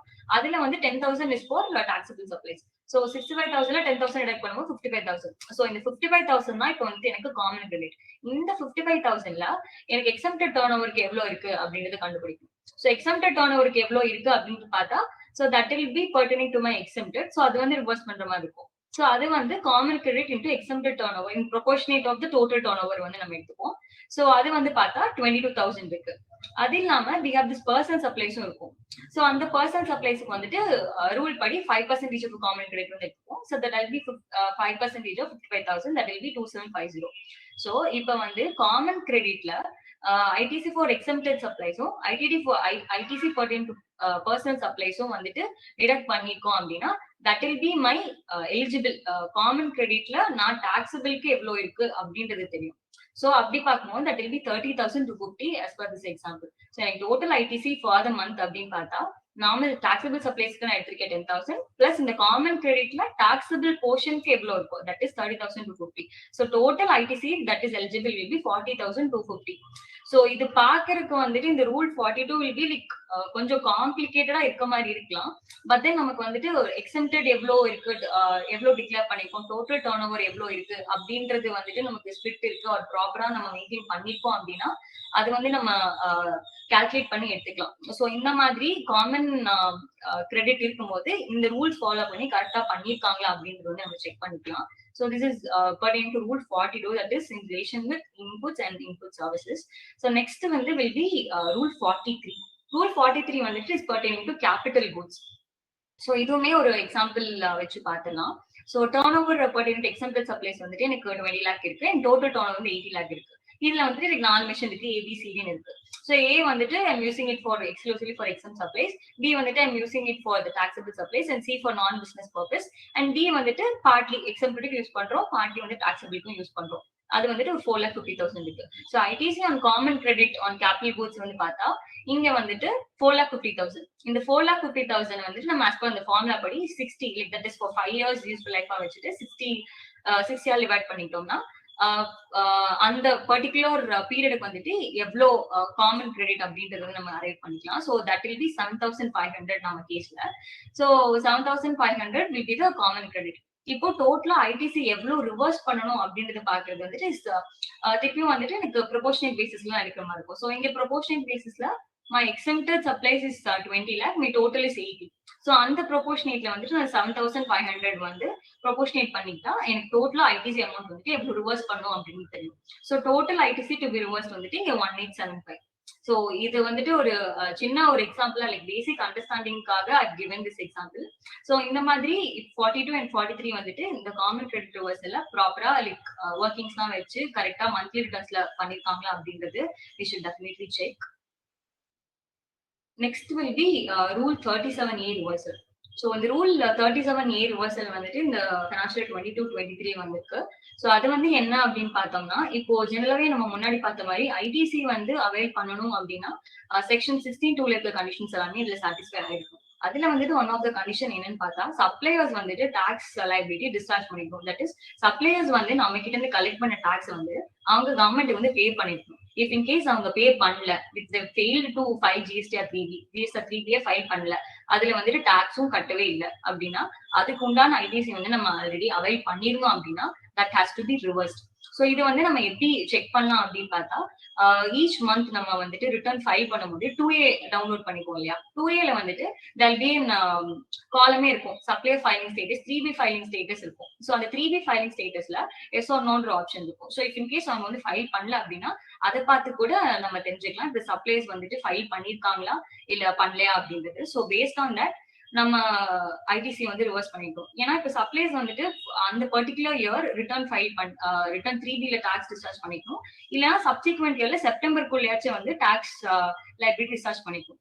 செப்டம்பர் வரைக்குமே அவங்க பண்ணல அப்படின்னா நம்ம வந்துட்டு நவம்பருக்குள்ள அந்த ITC வந்து ரிவர்ஸ் பண்ற மாதிரி இருக்கும். இஃப் இன் கேஸ் நவம்பருக்குள்ள வந்து நம்ம ரிவைஸ் பண்ணல, சப்சிக்வெண்ட் இயர்ல ரிவர்ஸ் பண்ணல அப்படின்னா அதுக்கு மேல ரிவர்ஸ் பண்றோம் அப்படின்னா அந்த ரிவர்சல் பிளஸ் அலாங் வித் இன்ட்ரெஸ்டோட நமக்கு ரிவர்ஸ் பண்ற மாதிரி இருக்கும். சோ அதை வந்து நம்ம இப்போ ஆடிட் போய் வந்து நம்ம செக் பண்ணிட்டா தட் வில் பி பெட்டர். ஏன்னா இப்போ 3Bல அவங்க டாக்ஸ் லைபிலிட்டி டிஸ்சார்ஜ் பண்ணல அப்படிங்கும்போது நம்ம வந்து அதுக்கு அவங்க டாக்ஸ் பே பண்ணாம நம்ம டாக்ஸ் அவைல் பண்ணிருக்க மாதிரி இருக்கும். So that has to be reversed. So 37 year ரிவர்ஸ்ல வந்துட்டு நம்ம ஒரு வாட்டி டபுள் செக்கே பண்ணிக்கலாம் இந்த இயர் ஆடிட்க்கு. Next will be 86B scrutiny. 86B rule 86B வந்துட்டு எப்போ அப்ளை ஆகும் அப்படின்னு பார்த்தா when the total taxable turnover எனக்கு per month வந்துட்டு 50 lakhs exceed ஆகுது அப்படின்னா இந்த 86B வந்துட்டு அப்ளை ஆகும். இந்த 86B வந்துட்டு என்ன சொல்லுது அப்படின்னு பார்த்தா இப்ப எனக்கு டோட்டல் லைபிலிட்டி per month வந்துட்டு எனக்கு அவுட்புட் டாக்ஸ் லைபிலிட்டி இருக்கு. வேணா அதுக்கு ஈக்குவலான அமௌண்ட்டே எனக்கு வந்துட்டு கிரெடிட் லெஜர்ல இருக்கு அண்ட் ஈக்குவல் இருக்கு இல்லைன்னா அதோட அதிகமாவே இருக்கு அப்படின்னாலும் என்னோட டோட்டல் டாக்ஸ் லைபிலிட்டி வந்து நான் ஃபுல்லாவே கிரெடிட் லெஜர் யூஸ் பண்ணி பே பண்ணக்கூடாது. அதாவது 99% மட்டும் நான் ECL யூஸ் பண்ணி பே பண்ணலாம். Balance 1% have to discharge using cash ledger தான். சோ இது வந்துட்டு ஒரு செக் மாதிரி ஒரு 50 லேக்குக்கு மேல டர்ன் ஓவர் போகுது அப்படின்னா 99% மட்டும் தான் ECL வந்து யூஸ் பண்ணி டாக்ஸ் லைபிலிட்டி டிஸ்சார்ஜ் பண்ண முடியும். இதுக்கு வந்துட்டு சர்டன் எக்ஸப்ஷன்ஸும் கொடுத்திருக்காங்க. சோ அதுல வந்துட்டு நம்ம அதுல ஃபர்ஸ்ட் என்ன பார்த்தோம் என்ன இருக்கு அப்படின்னு பார்த்தோம்னா இண்டிவிஜுவல்ஸ் ஒரு கீ ஆஃபீஸ் ஹோல்டர்ஸ் அந்த கம்பெனில ஏதாவது இண்டிவிஜுவல்ஸ் இல்லைன்னா ஏதாவது key office holders வந்து இப்போ they are paying more than 1 lakh as an income tax last 2 financial years க்கு வந்து more than 1 lakh income tax வந்து பே பண்ணிருக்காங்க அப்படின்னா அவங்களுக்கு வந்து எக்ஸம்ஷன்ஸ் கவர் ஆகும். நெக்ஸ்ட் வந்துட்டு இப்போ ரெஜிஸ்டர்ட் பர்சன் தான் பட் ஆனா அவங்க they've received refund வந்துட்டு 1 lakh rupeesக்கு மேல வந்து வாங்கியிருக்காங்க. அன்யூட்டிலைஸ்ட் கிரெடிட் வந்துட்டு அவங்களுக்கு இருக்கு. சோ அதை வந்து ரீஃபண்டா வாங்கியிருக்காங்க அப்படிங்கும்போது அவங்களுக்கும் இந்த எக்ஸப்ஷன் கவர் ஆகும். தேர்ட் வில் பி இப்போ ஆல்ரெடி ரெஜிஸ்டர்ட் பர்சன் அவங்க வந்து output tax liability cash ledger use பண்ணி டிஸ்சார்ஜ் பண்ணிட்டாங்க. தட் இஸ் ஆல்ரெடி வந்து ஒரு 1% எக்ஸஸா இருக்கு. டோட்டல் அவுட்புட் டாக்ஸ் லைபிலிட்டியை வந்து கியூமுலேட்டிவா கரண்ட் மந்த்துக்கு பார்க்கும்போது 1% விட எக்ஸஸா இருக்கு அப்படின்னா அது எக்ஸப்ஷன்ல கவர் ஆகும். Next will B government departments. So government departments local authorities இவங்களுக்குலாம் எக்ஸப்ஷன் கவர் ஆகும். ஸோ இந்த 86B வந்து பார்த்தா ஜென்ரலா இப்போ வந்துட்டு ஒரு ஸ்மால் அண்ட் மைக்ரோ என்டர்பிரைசஸ் வந்து கவர் ஆகாது. சோ அதை விட லார்ஜர் என்டர்பிரைசஸ் அதாவது 50 lakh இருக்கிறவங்களுக்கு தான் வந்துட்டு per month இருக்கிறவங்களுக்கு தான் கவர் ஆகும். So this is all about 86B scrutiny. Next is ITC to be reclaimed. சோ இது வந்து என்னன்னு பார்த்தோம்னா இப்போ ஜெனரலா வந்துட்டு நமக்கு ரிவர்சல்ல permanent reversal and temporary reversal அப்படின்னு வந்து நம்ம ஸ்பிளிட் பண்ணிப்போம். சோ இப்போ டெம்பரரி ரிவர்சல் வந்து பாத்தீங்க அப்படின்னா இப்போ 3Bல நமக்கு வந்து சப்ளைஸ் இந்த 180 days ரிவர்சல் பார்த்தோம் இல்லையா அந்த ரிவர்சல் அப்புறமா இல்லைன்னா அந்த கூட்ஸ் வந்துட்டு ரிசீவ் பண்ணல I made the payment GST எல்லாமே அலாங் வித் டாக்ஸோட பேமெண்ட் பண்ணிட்டேன் பட் ஆனா கூட்ஸ் எல்லாம் ரிசீவ் ஆகல அப்படிங்கும் போது இதுக்கு பர்டனிங் டு ITC எல்லாமே வந்துட்டு நம்ம டெம்பரரி ரிவர்சல்ல காமிச்சிருப்போம். சோ இந்த மாதிரி டெம்பரரி ரிவர்சல்ல காட்டும் போது அதுக்கு சப்சிக்வெண்ட் ஏதாவது பேமெண்ட் வந்து பண்ணிருக்கோம் அப்படின்னா அதை வந்துட்டு நம்ம திருப்பி ரீக்ளைம் பண்ணிக்கலாம். சோ அதை வந்து இப்போ ரீசெண்டா அந்த நவம்பர் 30th குள்ள வந்துட்டு நம்ம அந்த ஓப்பனிங் பேலன்சஸ் வந்துட்டு ரிப்போர்ட் பண்ணும் அப்படின்றது வந்துருந்துச்சு. சோ அந்த ஓப்பனிங் பேலன்சஸ் வந்துட்டு கரெக்டா ரிப்போர்ட் பண்ணிருக்கோமா அப்படின்றது வந்துட்டு நம்ம செக் பண்ணிக்கணும். பிகாஸ் ஓப்பனிங் பேலன்சஸ் வந்து நம்மளே ரிப்போர்ட் பண்ணனால that is always subject to scrutiny. எந்த பேசிஸ்ல வந்து ரிப்போர்ட் பண்ணிருக்கோம் அப்படின்றது வந்துட்டு கேட்டிருப்பாங்க. சோ அதுக்கு வந்துட்டு இப்போ எல்லா இன்வாய்ஸஸ் காப்பீஸஸும் கரெக்டா இருக்கா, ஓப்பனிங் பேலன்சஸ் வந்துட்டு ஏற்றபடி எல்லாமே கரெக்டா இருக்கா அப்படின்றது we should have a check. So இந்த ஓப்பனிங் பேலன்சஸ் வந்துட்டு for ITC reclaimக்கு வந்து opening balances is one of the crucial thing அப்படின்னு சொல்லலாம். சோ ITC to be reclaimல வந்துட்டு ஓப்பனிங் பேலன்சஸ் வந்துட்டு நம்ம செக் பண்ணிக்கலாம். Next is ITC verification across the financial year. Across the financial year அப்படின்னு வரும்போது இப்போ ITC pertaining to previous financial years வந்துட்டு நான் கரண்ட் ஃபினான்ஷியல் இயர்ல அவைல் பண்ணிருக்கேன். கரண்ட் ஃபினான்ஷியல் இயரோட ITC வந்துட்டு சப்சிக்வெண்ட் ஃபினான்ஷியல் இயர்ல வந்துட்டு அவைல் பண்ணுவோம். சோ அந்த மாதிரி இருக்கும்போது அதுக்கு உண்டான ஒர்க்கிங்ஸ் அந்த அமௌண்ட் வந்துட்டு எவ்வளவு அப்படின்றத நம்ம ப்ராப்பரா அரைவ் பண்ணி வச்சுக்கிட்டோம்னா நம்ம வந்து ப்ராப்பரா 9ல வந்துட்டு டிஸ்கஸ் பண்ணிட்டோம் அப்படின்னா மிஷன் நமக்கு ஏதாவது நோட்டீஸ் வரும்போது இப்போ எக்ஸஸா கிளைம் பண்ணிருக்கோம் 2A விட எக்ஸஸா 3Bல கிளைம் பண்ணிருக்கீங்க அப்படின்னு நமக்கு நோட்டீஸ் வரும்போது நம்ம வந்துட்டு அதை வச்சு சப்ஸ்டான்ஷியேட் பண்ணலாம். இப்போ 9ல வந்துட்டு we have disclosed அப்படின்னு சொல்லிட்டு. சோ அந்த மாதிரி ITC வெரிஃபிகேஷன் அப்படிங்கும்போது அது 1 year prior and 1 year later like அந்த மாதிரி அக்ராஸ் த ஃபினான்ஷியல் இயர் வந்துட்டு ITC வெரிஃபை பண்ணிக்கிறது would be better. Next will be IST ITC distribution. So if IST வந்துட்டு இருக்கு, அந்த calculations ITC இருக்கு அப்படின்னா அந்த calculations வந்துட்டு ப்ராப்பரா பண்ணிருக்காங்களா, அதுல ஏதாவது லைக் அதுக்கு வந்துட்டு ப்ராப்பரா இன்வாய்சஸ் காப்பீஸ் இருக்கா, அண்ட் அதோட ஒர்க்கிங்ஸ் எல்லாம் கரெக்டா இருக்கா அப்படின்றது வந்துட்டு நம்ம செக் பண்ணிக்கலாம். So these were all pertaining to inward supply. So inward supplies வந்துட்டு ஓரளவுக்கு எதெல்லாம் செக் பண்ண முடியும் அப்படின்றத வந்துட்டு ஒரு ஜஸ்ட் மாதிரி பேசியிருக்கேன். ஸோ நெக்ஸ்ட் வந்துட்டு இப்போ ஜெனரலா வித் அதர் ஜெனரல் பாயிண்ட்ஸ் வந்து பார்க்கலாம். ஸோ அதுல வந்துட்டு பார்த்தோம்னா இப்போ ரெஜிஸ்ட்ரேஷன் பர்டிகுலர்ஸ்ல இனி ஏதாவது அடிஷனல் பிளேஸ் ஆஃப் பிசினஸ் ஏதாவது ஆட் பண்ணிருக்கோம் அப்படின்னா அது வந்துட்டு கரெக்டா இருக்கா அப்படின்னு செக் பண்ணிக்கலாம். ஸோ கம்ப்ளைண்ட்ஸ் ரிவ்யூல வந்துட்டு இப்போ ரிட்டர்ன்ஸ்லாம் மந்த்லி ரிட்டர்ன்ஸ்லாம் ப்ராப்பரா டைம் லிமிட்குள்ள ஃபைல் பண்ணிருக்கோமா, if it is beyond due date பண்ணிருக்கோமா அப்படின்றது we can have a check. அது இல்லாம இப்போ வந்துட்டு சர்க்குலர் 170 வந்து வந்திருக்கு ரீசெண்டா. ஸோ அதோட GST 3B ஓட நியூ ஃபார்மேட் வந்திருக்கு. ஸோ அதுல வந்து ப்ராப்பரான ஹெட்லாம் வந்து டிஸ்போஸ் பண்ணிருக்கோமா அப்படின்றது வந்துட்டு டபுள் என்ஷோர் பண்ணிக்கலாம். ஸோ இந்த மாதிரி கைட்லைன்ஸ்லாம் இருக்கும்போது ஸோ அதுக்கு வந்துட்டு ப்ராப்பரா எல்லாமே ஃபாலோ பண்ணிருக்கோமா அப்படின்றதுக்கு ஒரு செக் மாதிரி வச்சுக்கலாம். Next will be refund. இப்போ ரீஃபண்ட் வந்துட்டு இப்போ எக்ஸ்போர்ட்ஸ் வந்து பண்றோம் அப்படிங்கும்போது எக்ஸ்போர்ட் அண்டர் LUT, அதாவது LUT without payment of tax இருக்கும். ஸோ அந்த மாதிரி export without payment of tax LUT வந்து பண்ணும்போது ப்ராப்பரா நிறைய பேருக்கு வந்துட்டு அந்த அவேர்னஸே வந்துட்டு கொஞ்சம் கம்மியா தான் இருக்கும். இப்போ வந்துட்டு வித்வுட் பேமெண்ட் டாக்ஸ் பண்ணும்போது LUT வச்சு பண்ணணும் அப்படிங்கிறது அவேர்னஸ் இருக்காது. ஸோ அதை வந்து LUT வச்சு பண்ணிருக்காங்களா அப்படின்றது வந்து செக் பண்ணிக்கலாம். ஸோ இப்போ இன்கேஸ் அந்த மாதிரி எக்ஸ்போர்ட் வந்து LUT பண்ணும்போது ரீஃபண்ட் வந்து நம்ம அப்ளை பண்ணிப்போம். ஸோ அந்த ரீஃபண்டோட calculations எல்லாம் கரெக்டா இருக்கா, ரூல் 89 படி ப்ராப்பரா பண்ணிருக்காங்களா அப்படின்னு பார்த்துட்டோம். சோ இதுல வந்துட்டு இம்பார்ட்டன்ட் ஆஸ்பெக்ட் வந்து என்னன்னு பார்த்தா கேபிட்டல் கூட்ஸ் ஐடிஸ் வந்துட்டு கிளைம் பண்ண முடியாது. So import and input services வந்துட்டு ரூல் 89 படி ப்ராப்பரா இருக்கா அப்படின்னு செக் பண்ணிக்கலாம். Next will be inward duty refund. So inward structure வந்து inverted duty வந்து என்ன அப்படின்னு பார்த்தா இப்போ வந்துட்டு எனக்கு இன்புட்டோட டாக்ஸ் வந்து ITC வந்து அதிகமா இருக்கும், பட் ஆனா எனக்கு அவுட்புட் டாக்ஸ் லைபிலிட்டி வந்து கம்மியா இருக்கு அப்படிங்கும்போது எனக்கு ITC pertaining to inward வந்து will be accumulated. ஸோ அந்த அக்யூமுலேட்டடான ரீஃபண்ட் வந்துட்டு நான் அக்யூமுலேட்டடான ITC I can claim for refund. So அந்த மாதிரி இன்வெர்டட் டியூட்டி ரீஃபண்ட் வந்துட்டு கிளைம் பண்ணும்போது அது வந்துட்டு வித் ரெஸ்பெக்ட் டு இன்புட்ஸ் வந்து பண்ணுவோம். ஸோ அது ஏதாவது இருந்துச்சுன்னா அதோட ஒர்க்கிங்ஸ் எல்லாமே டபுள் செக் பண்ணிக்கலாம்.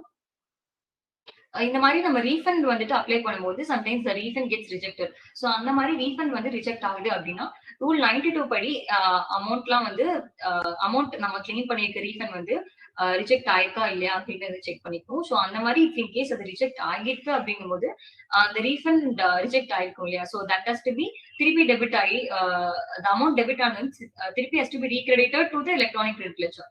ஸோ இன் கேஸ் ரீஃபண்ட் வந்து ரிஜெக்ட் ஆயிருக்கு அப்படின்னா அது வந்து திருப்பி ரீக்ரெடிட் ஆயிருக்கா அப்படின்றத செக் பண்ணோம்.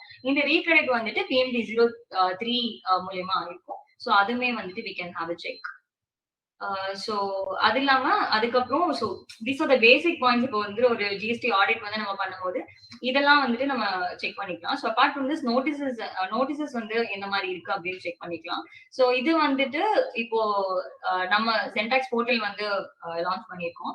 ஸோ அதுல வந்து சம்மரி அதுல டோட்டலா நமக்கு என்னென்ன நோட்டீசஸ் ரிசீவ் ஆகுது, ஸோ அதுக்கு வந்து என்ன ஸ்டேட்டஸ்ல இருக்கு, ரிப்ளை ஆல்ரெடி சப்மிட் பண்ணிருக்கோமா, அதுக்கு ஏதாவது ரிப்ளை பண்ண வேண்டியது இருக்கா, எல்லாமே லைக் ஒன்னொன்னும் நம்ம இப்போ உள்ள போயிட்டு அடிஷனல் நோட்டீசஸ் அண்ட் ஆர்டர்ஸ்ல போயிட்டு பாக்குற மாதிரி இருக்கும்.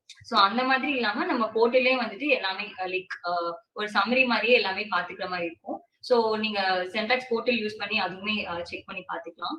So these are the basic points, like overall view வந்து கொடுத்திருக்கோம், like எப்படி ஆடிட் வந்துட்டு எடுத்துட்டு போகணும் and what are the factors we have to consider while checking. So உங்களுக்கு இதுல ஏதாவது டவுட்ஸ் இருக்கு இல்ல ஏதாவது செக்ஷன்ல ரூல்ஸ் ஏதாவது கிளாரிட்டி வேணும் அப்படின்னா நீங்க क्वेश्चंस போஸ்ட் பண்ணுங்க Q&A செக்ஷன்ல. இல்ல ஏதாவது நீங்க கேட்கணும் அப்படின்னா ஹேண்ட் ரைஸ் பண்ணுங்க, we'll unmute you. அதுக்கப்புறம் question and answers வந்துட்டு பாத்துக்கலாம். So over to Arun sir. Okay, so we have some questions, and before we go to the questions,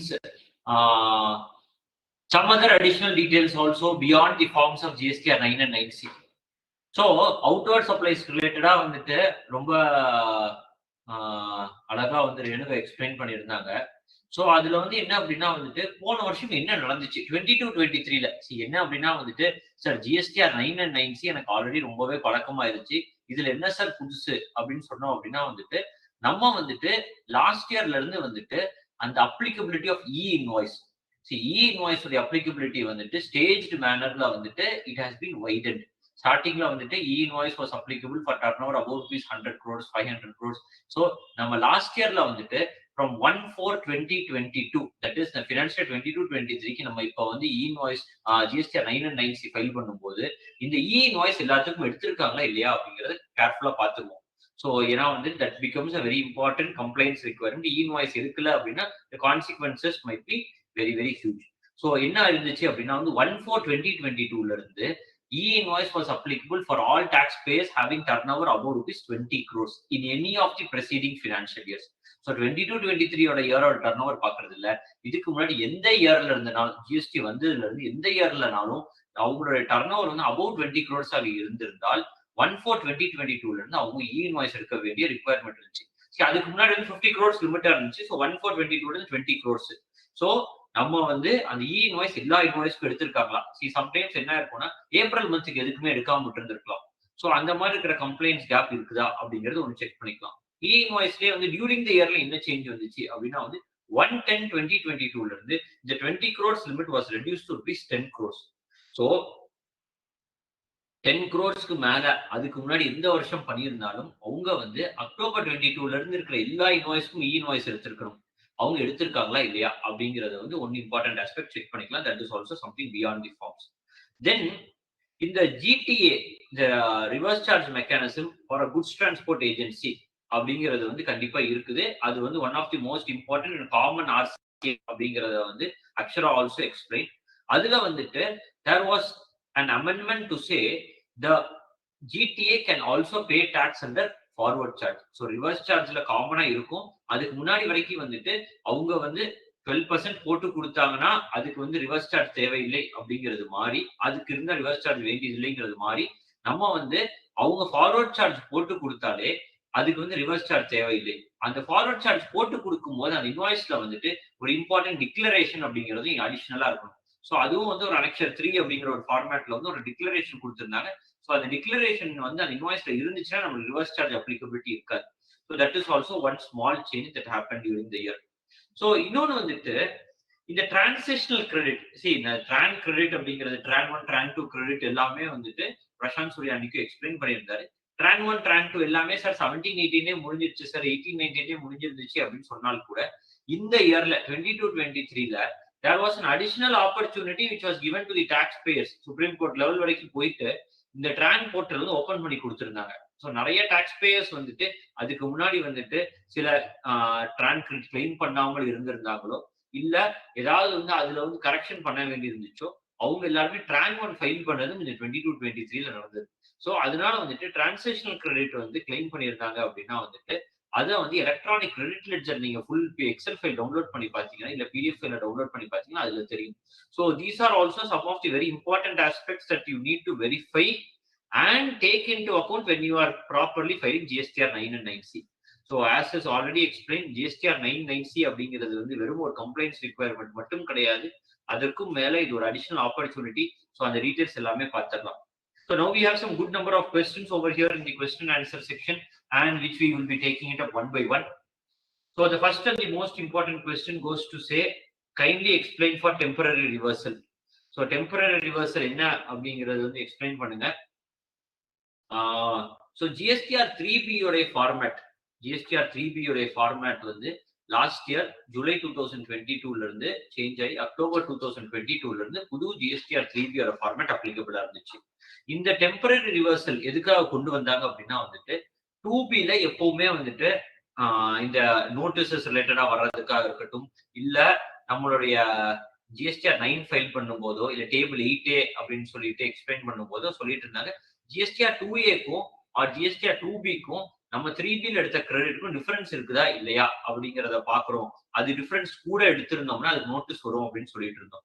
so அந்த மாதிரி சொல்லிட்டு இருக்கும்போது வந்துட்டு நம்ம வந்து அந்த 2Bயையும் 3Bயையும் எப்படி கவர்மெண்ட் பெட்டரா ஈஸியா ட்ராக் பண்ணலாம் அப்படிங்கும் போது 3Bல வந்துட்டு ஒரு சின்ன சேஞ்ச் கொண்டு வந்தாங்க. என்ன சொன்னாங்க அப்படின்னா வந்துட்டு 3Bல serial number 4 capital A within bracket 5 all other ITC அப்படிங்கிற ஃபீல்டுல வந்துட்டு நீங்க total ITC as per 2B அப்படியே எடுத்துட்டு வந்து போட்டுருங்க. அந்த 2Bல இருக்க total ITC let's assume 2 lakh rupees 2Bல இருக்கு அப்படின்னா அந்த 2 lakh rupees ஃபுல்லா அப்படியே வந்துட்டு we will enter that figure as all other ITC in GSTR 3B. அதுக்கப்புறம் அந்த 2 lakh rupeesல அஸ்யூமிங் 20,000 rupees வந்துட்டு காருடைய ரிப்பேர் அண்ட் மெயின்டெனன்ஸ் ஐடிசி. காருடைய repair and maintenance ITC is a blocked credit under section 17 subsection 5. ஸோ அந்த மாதிரி அது வந்து ஒரு ineligible ஐடிசி பிளாக் கிரெடிட் ஆக இருக்கும்போது அதை வந்து பர்மனன்ட் ரிவர்சல் அப்படின்னு சொல்லி 4 capital A within bracket 4 Bombay 1 அதுல வந்துட்டு இது பர்மனன்ட் ரிவர்சல் அப்படிங்கிறத வந்துட்டு ineligible credit அப்படிங்கிற 30,000 காட்டிடும். இது போக வந்துட்டு அந்த 2Bல வந்து இன்வாய்சஸ் எல்லாமே வந்துட்டு இந்த மாசமே அந்த குட்ஸ் வந்திருக்காது. The ITC eligibility is only based on the actual receipt of goods. So நம்ம புக்ஸ்லயே அந்த இன்வாய்ஸே இருக்காது, குட்ஸே ரிசீவ் ஆயிருக்காது during the month of let's say September 2023. September 23ல அந்த குட்ஸே நம்ம ரிசீவ் ஆகல அப்படிங்கும் போது அந்த ஐடிசி நம்ம நெக்ஸ்ட் மந்த் தான் எடுப்போம். ஸோ அந்த மாதிரி இருக்கிற சுச்சுவேஷன்ல 2Bல 2 lakhs போட்டேன், லெஸ் பர்மனன்ட் ரிவர்சல் 20,000 போட்டேன். இந்த 30,000 rupees of ITC is not to be claimed இந்த மந்த் ஆஃப் செப்டம்பர். ஏன்னா செப்டம்பர்ல அந்த குட்ஸ் வந்து நம்மகிட்ட ரிசீவ் ஆகல, பட் 2Bல ரிஃப்ளெக்ட் ஆயிருக்கு. அந்த 30,000 rupees is called as temporary reversal, which will be showing in 4 Bombay 2, 4B2 of GSTR 3B. So அதுல அங்க போய் காட்டுறதுனால that is what is called as temporary reversal. இது வந்து 3B உடைய ஃபார்மேட்டோடைய சேஞ்சை ரொம்ப அக்செப்ட் பண்ணிக்க, ரொம்ப அண்டர்ஸ்டாண்ட் பண்ணிக்கிற வேண்டிய ஒரு கான்செப்ட். ஸோ தென் 2A அது என்னன்னு தெரியல. If I take ITC for printing and stationery, yes, printing and stationery ITC எடுத்துக்கலாம் சார். சார் முந்தி வேட் சட்டத்துல தான் சார் இந்த மாதிரி இருந்துச்சு. என்ன அப்படின்னா வந்துட்டு வேட்ல இருக்கும்போது வந்துட்டு பேப்பர் வாங்கியிருப்பாங்க சார். அந்த பேப்பர் வாங்கி தான் சார் பில்லே அடிச்சேன், பில் போட்டாதான் சார், பில் போட்டு தான் எல்லாரும் விற்கணும்னு சொல்றீங்க. ஸோ பேப்பர் வாங்கினதே எதுக்காக அப்படின்னா பில் போடுறதுக்காக தான் சார் பேப்பர் வாங்கினேன் அப்படின்னா, சார் அந்த paper is not directly use in the manufacturing process, that paper is not actually sold, is resale இல்லை அப்படின்னு சொல்லி இருக்கும். பட் ஜிஎஸ்டி லா வந்ததுல இருந்து வந்து பிரிண்டிங் அண்ட் ஸ்டேஷனரி கண்டிப்பா இன்புட் டாக்ஸ் கிரெடிட் எடுத்துக்கலாம், பேங்க் சார்ஜஸ் எடுத்துக்கலாம், ஆஃபீஸ் மெயின்டெனன்ஸ் எக்ஸ்பென்சஸ் எடுத்துக்கலாம். For temporary staffs, for office maintenance expenses அப்படிங்கிறதுல ஃபுட் அண்ட் பெவரேஜஸ் ஆக இருந்தால் எடுக்க முடியாது. Other office maintenance expenses input tax கண்டிப்பா எடுத்துக்கலாம். Kindly confirm the payment made to the supplier and ITC reclaimed is to be shown in table 6H of GSTR 9, and the ITC reversal towards non-payment within 180 days is to be shown in table 7A as per rule 37. Surya, will take that question. Yes, sir. Yes, sir. கேக்குதா? Yes, Surya, you are audible, Surya.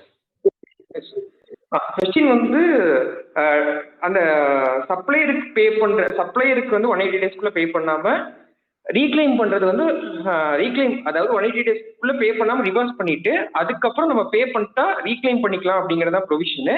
அது reclaim பண்றது வந்து table 6Hல காட்டணுமா அப்படிங்கிறது தான் question. But வந்து 6Hல காட்ட தேவையில்லை. ஆக்சுவலா வந்து நமக்கு டேபிள் 6Hல காட்ட தேவையில்லை. ஏன்னா இதுக்கு முன்னாடி அதாவது 22-23 ஆகஸ்ட் 2022ல தான் இந்த அமெண்டட் ஃபார்ம்ஸே வந்திருக்கு. ஸோ ஒருவேளை 21-22ல நீங்க ஏதாவது ரிவர்ஸ் பண்ணி இப்போ ரீக்ளைம் பண்றீங்கன்னா காட்டுங்க. ஆனா என்னன்னா 21-22ல ரிவர்ஸ்ங்கிற அந்த ஒரு கான்செப்டே இல்லை. பழைய ஃபார்ம்ல நமக்கு தெரியும் ஜிஎஸ்டிஆர் 3Bல ரிவர்ஸ்ங்கிற ஒரு கான்செப்டே இல்லை. So we have multiple opinions. But வந்து இதை பொறுத்த வரைக்கும் 21-22ல ஏதாவது ரிவர்ஸ் பண்ணியிருந்தீங்கன்னா அதை ரீக்ளைம் பண்றது வேணா டேபிள் 6Hல காமிச்சிருங்க. But the other view can also be taken. ஏன்னா 2021-22 முன்னாடி அந்த ரிவர்ஸ்ங்கிற ஒரு கான்செப்டே இல்லாதனால அதனால அதை ரீக்ளைம்னு ஒரு கான்செப்ட்ல கொண்டு வர முடியாது அப்படிங்கிறது எடுத்துக்கலாம். பட் இன்டர்னலா 22-23லயே வந்து ஃபார் எக்ஸாம்பிள் ஜூன் 22-23 ரிவர்ஸ் பண்றீங்க, அதை ஜான் 2023ல வந்து ரீக்ளைம் பண்றீங்க அப்படின்னா அதை இங்க மென்ஷன் பண்ண தேவையில்லை. அது will form part of table 6B itself. அதை தனியா மென்ஷன் பண்ண தேவையில்லை. எஸ்டர் இயர் ப்ரியர் இயர்ஸோடது வந்து ரிவர்ஸ் பண்ணிருக்கீங்க, இப்ப ரீக்ளைம் பண்றதை மட்டும் இங்க காட்டியிருந்தா போதும். இந்த வருஷமே ரிவர்ஸ் பண்ணி இந்த வருஷமே ரீக்ளைம் பண்ணிட்டு இருக்கிறது இங்க காட்டணும்னு அவசியம் இல்லை. Yes, Surya. So thank you. So next again from LG Balakrishnan Brothers. Hello ma'am, good evening. Can we show the ITC reversal 180 days? Surya, adu soliyachla Surya? Yes sir, adhe. In table 6H. Ramkumar sir, thank you sir. So before the question of Shanmugavel, hi Shanmugavel. So LGB, the permanent reversal ITC related to ineligible shown in 4B2 to be filled in 7E and 8F of GSTR 9, and ITC not related to us need to be shown in 7H and 8F. ஒண்ணு என்னன்னா ரொம்ப கான்ட்ரடிக்டரியா இருக்கு. Permanent ரிவர்சல்ங்கிறது வந்து table 4B to permanent ரிவர்சலுக்கும் வந்து 4B1ல தான் வந்து permanent reversal வரும். So table 4B2ல temporary reversal தான் வரும். ஸோ பெர்மனன்ட் ரிவர்சலும் 4B2வும் கம்ப்ளீட்டா வேற வேற. ஸோ அதனால ஒருவேளை அது பெர்மனன்ட் ரிவர்சலா இருக்கு, அதாவது டேபிள் 4B1ல நம்ம போடணும். ஃபார் எக்ஸாம்பிள் வெஹிக்கிளோட ஐடிசியா இருக்கு அப்படின்னா அதை வந்து டேபிள் 7E காமிக்கணும். ஆமா, ஏன்னா ஆஸ் பர் செக்ஷன் 17 சப்செக்ஷன் 5ல என்னெல்லாம் இன்எலிஜிபிள் கிரெடிட் இருக்கோ ரிவர்ஸ் பண்ணிருக்கோமோ அதை டேபிள் 7E காட்டணும். ஸோ எகெயின் டேபிள் 7E நம்ம காட்ட வேண்டியது என்னன்னா அந்த வெஹிக்கிளோட பிளாக்டு கிரெடிட்ஸ் தான் காட்டணுமா தவிர அந்த டேபிள் 4B2க்கும் டேபிள் 7E இங்க சம்மந்தம் இல்லை. ஏன்னா table 4B2 always talks about temporary reversal. இந்த கூட்ஸ் வந்து ரிசீவ் ஆகலன்னு நான் ரிவர்ஸ் பண்றது, இல்ல 180 டேஸ்க்குள்ள சப்ளையருக்கு பே பண்ணலன்னு நான் ரிவர்ஸ் பண்றது, அதெல்லாம் தான் டேபிள் 4B2ல வரும். ஸோ அதுக்கும் டேபிள் 7க்கும் சம்மந்தம் இல்லை. டேபிள் 7E பிளாக்டு கிரெடிட்ஸ் மட்டும் தான் போடணும். டேபிள் 8Fங்கிறது வந்து ஆக்சுவலா டேபிள் 8Fல வந்து ஐடிசி அவைலபிள் பட் இன்எலிஜிபிள். அதுலயே அதே மாதிரி தான் பெர்மனன்ட் ரிவர்சல்ல டேபிள் 8Fல காட்டணும். அதாவது வெஹிக்கிள் ஐடிசி வந்து 2Aல வந்துருச்சு, ஆனா நான் எடுக்கல, நான் அதுக்கு இன்எலிஜிபிள் அப்படிங்கறத டேபிள் 8Fல நம்ம டிஸ்க்ளோஸ் பண்ணோம். ஸோ டேபிள் 7Eலயே அந்த டிஸ்க்ளோஸ் பண்ணோம், டேபிள் 8Fலயும் டிஸ்க்ளோஸ் பண்ணும் தான். ஆனா டேபிள் 4B2ன்னு அங்க டேர்ம் பண்ணது டேபிள் 4B1 அந்த கொஸ்டின் ஃப்ரேம் ஆயிருந்தது அப்படின்னா எக்ஸாக்டா நீங்க சொன்ன மாதிரி அதை ரிவர்ஸ் பண்ணி டேபிள் 7E டேபிள் 8Fல நம்ம டிஸ்க்ளோஸ் பண்ண வேண்டியிருக்கும். But table 4B2 talks about temporary reversal. அதனால வந்து டேபிள் 4B2 டேட்டா எதுவுமே இங்க எடுத்துட்டு வர வேண்டியது இல்லை நம்ம. So in GSTR 9 table 8C shows negative figure due to the credit note received. Can we ignore the difference amount? ஆக்சுவலா நெகட்டிவ் ஃபிகர் எப்போ வரும் அப்படின்னா டேபிள் 2Aல வந்து அதிகமா இருக்கு, டேபிள் 2Aல வந்து கம்மியா இருக்கு. டேபிள் இதுல வந்து நம்ம 3Bல அவைல் பண்ணது வந்து அதிகமா இருந்தா மட்டும்தான் நமக்கு 8A - 8B தான் அங்க வருது. அப்பதான் நெகட்டிவ் ஃபிகர் வரும். ஃபார் எக்ஸாம்பிள் 2Aல வந்து ஒரு 1 லட்சம் இருக்கு, நீங்க 3Bல அவைல் பண்ணது 1,20,000 அவைல் பண்ணியிருந்தா மட்டும்தான் டேபிள் 8Cல நெகட்டிவ் ஃபிகர் வரும். டேபிள் 8Cல நெகட்டிவ் ஃபிகர் வந்தா department use it very very seriously. கண்டிப்பா நீங்க ரிவர்ஸ் பண்ணணுங்கிற ஸ்டாண்ட் தான் எடுக்கிறாங்க. நம்ம வந்து டேபிள் 2A வந்து ஆட்டோ பாப்புலேட்டடுங்க, எங்க 2A இன்னும் அது அப்டேட் ஆகலன்னு என்னதான் சொன்னாலும் வந்து அங்க வந்து it is not taken bill. So அந்த 8Cல வந்துட்டு அந்த டிஃபரன்ஸ் வந்து கிரெடிட் நோட்னால தான். அந்த கிரெடிட் நோட் ஐடிசி வந்து நீங்க வந்து ரிவர்ஸ் பண்ணியிருந்திருக்கணும். அந்த கிரெடிட் நோட்டோட ஐடிசி நீங்க ரிவர்ஸ் பண்றதை காட்டணும் அப்படின்னா வந்துட்டு நீங்க வந்துட்டு you show that figure net figure only in the claim of ITC. Table number 6ல வந்து நீங்க ஐடிசி பிரேக்கப் கொடுக்குறீங்க, அங்கேயே வந்துட்டு கிரெடிட் நோட் நெட் பண்ண ஃபிகரே கொடுங்க, don't show the gross figure. Yes Surya? Yes correct sir. So அல்டிமேட்டா டேபிள் 8Cல ஏதாவது நெகட்டிவ் ஃபிகர் வந்தா please view it very seriously before filing. So அங்க நெட் ஃபிகர் காமிச்சிங்க அப்படின்னா நமக்கு அங்க அட்வர்ஸ் இதே வராது, அங்க நெகட்டிவே வராது டேபிள் 8Cல. ஸோ அதனால டேபிள் 6Bல நெட் ஃபிகரே காமிச்சிக்கலாம். Table 8C shows positive figure due to March 2023 invoice bill reflected in April 23 3B. Yes ma'am. அதாவது பாசிட்டிவ் ஃபிகர் காட்டுது அப்படின்னா இந்த சென்ஸ் வந்து 2Aல அதிகமா இருக்குன்னு அர்த்தம். 2Aல அதிகமா இருந்தா நமக்கு பிரச்சனை இல்லை. ஆக்சுவலா 2Aல அதிகமா இருக்கு, 3B மாத்திருக்காங்க, அதுவே கான்ட்ராடிக்ட் ஆகுது அங்கேயும். ஆமா. டாக்ஸ் வந்து பில் வந்து ஏப்ரல் 2Bல தான் வந்திருக்கு அப்படிங்கிறீங்க அப்படின்னா நெகட்டிவ் ஃபிகர் தான் ஆக்சுவலா வரணும். நெகட்டிவ் ஃபிகர் வந்தா அதாவது 2Bல இருக்கிறதா நீங்க கிளைம் பண்ண முடியும் அப்படிங்கறத சட்டம். சோ அப்படி இருக்கும்போது ஏப்ரல் 2Bல அது வந்திருக்குன்னா ஏப்ரல் தான் நம்ம கிளைமே பண்ணியிருந்திருக்கணும். அது மார்ச்ல we shouldn't have claimed it.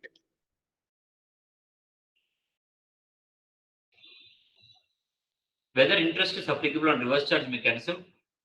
Reverse charge mechanism is also tax payable, and if it is not paid on time, yes, of course, interest is going to be applicable. In the GST notice 1718, department is claiming 2A, which was reflected while filing GSTR 9 as correct, and currently reflecting 2A cannot be considered. How do we take care of it while filing 2223 as that's auto-populated GSTR 9? So 1718, the issue is a little different. 2223, the issue is little different. So 2223 la irukra GSTR 9 auto-populated figure is reasonably better. 1718, the issue was little different. So இப்போ வந்துட்டு உங்களுக்கு இப்ப இருக்கிற GSTR 2Aவும் இப்ப இருக்கிற value ரீசனபிளா match ஆகும். மேட்ச் ஆகலன்னா do let us know. Yes, Shanmugal. So do let us know and then we will take care of it. 1718 is a different story altogether. 9C ல டேபிள் 14 மேண்டேட்டரியா இல்லையா? No, it's not mandatory. 9C table 14 talks about expense-wise breakup of ITC. As per notification number 38/2023, it is not mandatory. So it is optional. If you use porter bike services, do we need to pay GST under RCM? So Shripriya had asked that question. Porter bike services வந்து rent a cabல வருமா வராதா? We will just check on that aspect and let you know. Surya has any thoughts on it or Renuga? Facts கொஞ்சம் பெட்டரா தெரிஞ்சாதான் அது என்னன்னு தெரிஞ்சாதான் adjust பண்ண முடியும். Okay, so sir, can we take input on machinery purchases? கண்டிப்பா எடுத்துக்கலாம். Second thought say இல்லை. Kindly explain table 7 GSTR 9 return. Table 7 talks about reversal. அதாவது Yes, Surya, go on. Table 7 talks about reversal. So என்னென்ன ITC ல reverse பண்றீங்களோ due to rule 37 இருக்கு, rule 42 ஆக்சுவலா explain பண்ணிருந்தாங்க, rule 42 43 எல்லாம் இல்ல இந்த பிளாக் கிரெடிட்ஸ்னால ரிவர்ஸ் பண்றீங்க அப்படின்னா அதெல்லாம் வந்து டேபிள் 7ல நம்ம டிஸ்க்ளோஸ் பண்ண வேண்டியிருக்கும் GSTR 9ல.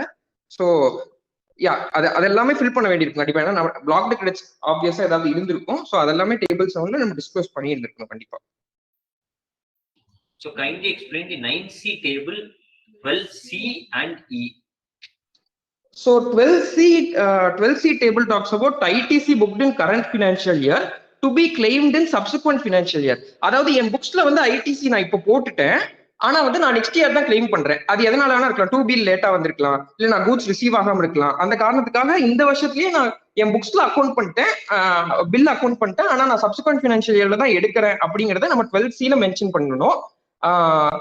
ஸோ 12C மென்ஷன் பண்றதும் ஆக்சுவலா டேபிள் 8C வந்து GSTR 9ல டேபிள் 8C இருக்கும். அதாவது 2A வந்துருச்சு ஆனா நான் எடுக்கல அப்படிங்கிறதும் GSTR 9C டேபிள் 12C வந்து ITC booked in current financial year to be claimed in subsequent financial yearம் கிட்டத்தட்ட அப்கோர்ஸ் சேம் வேல்யூ வராது.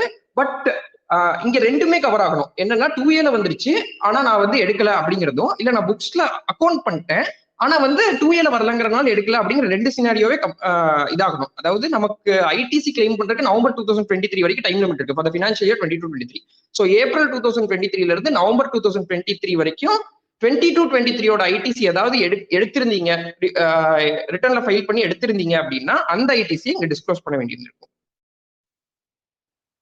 So if I take ITC for staff welfare expenses, can I take ITC like tea, dust, coffee powder, sugar?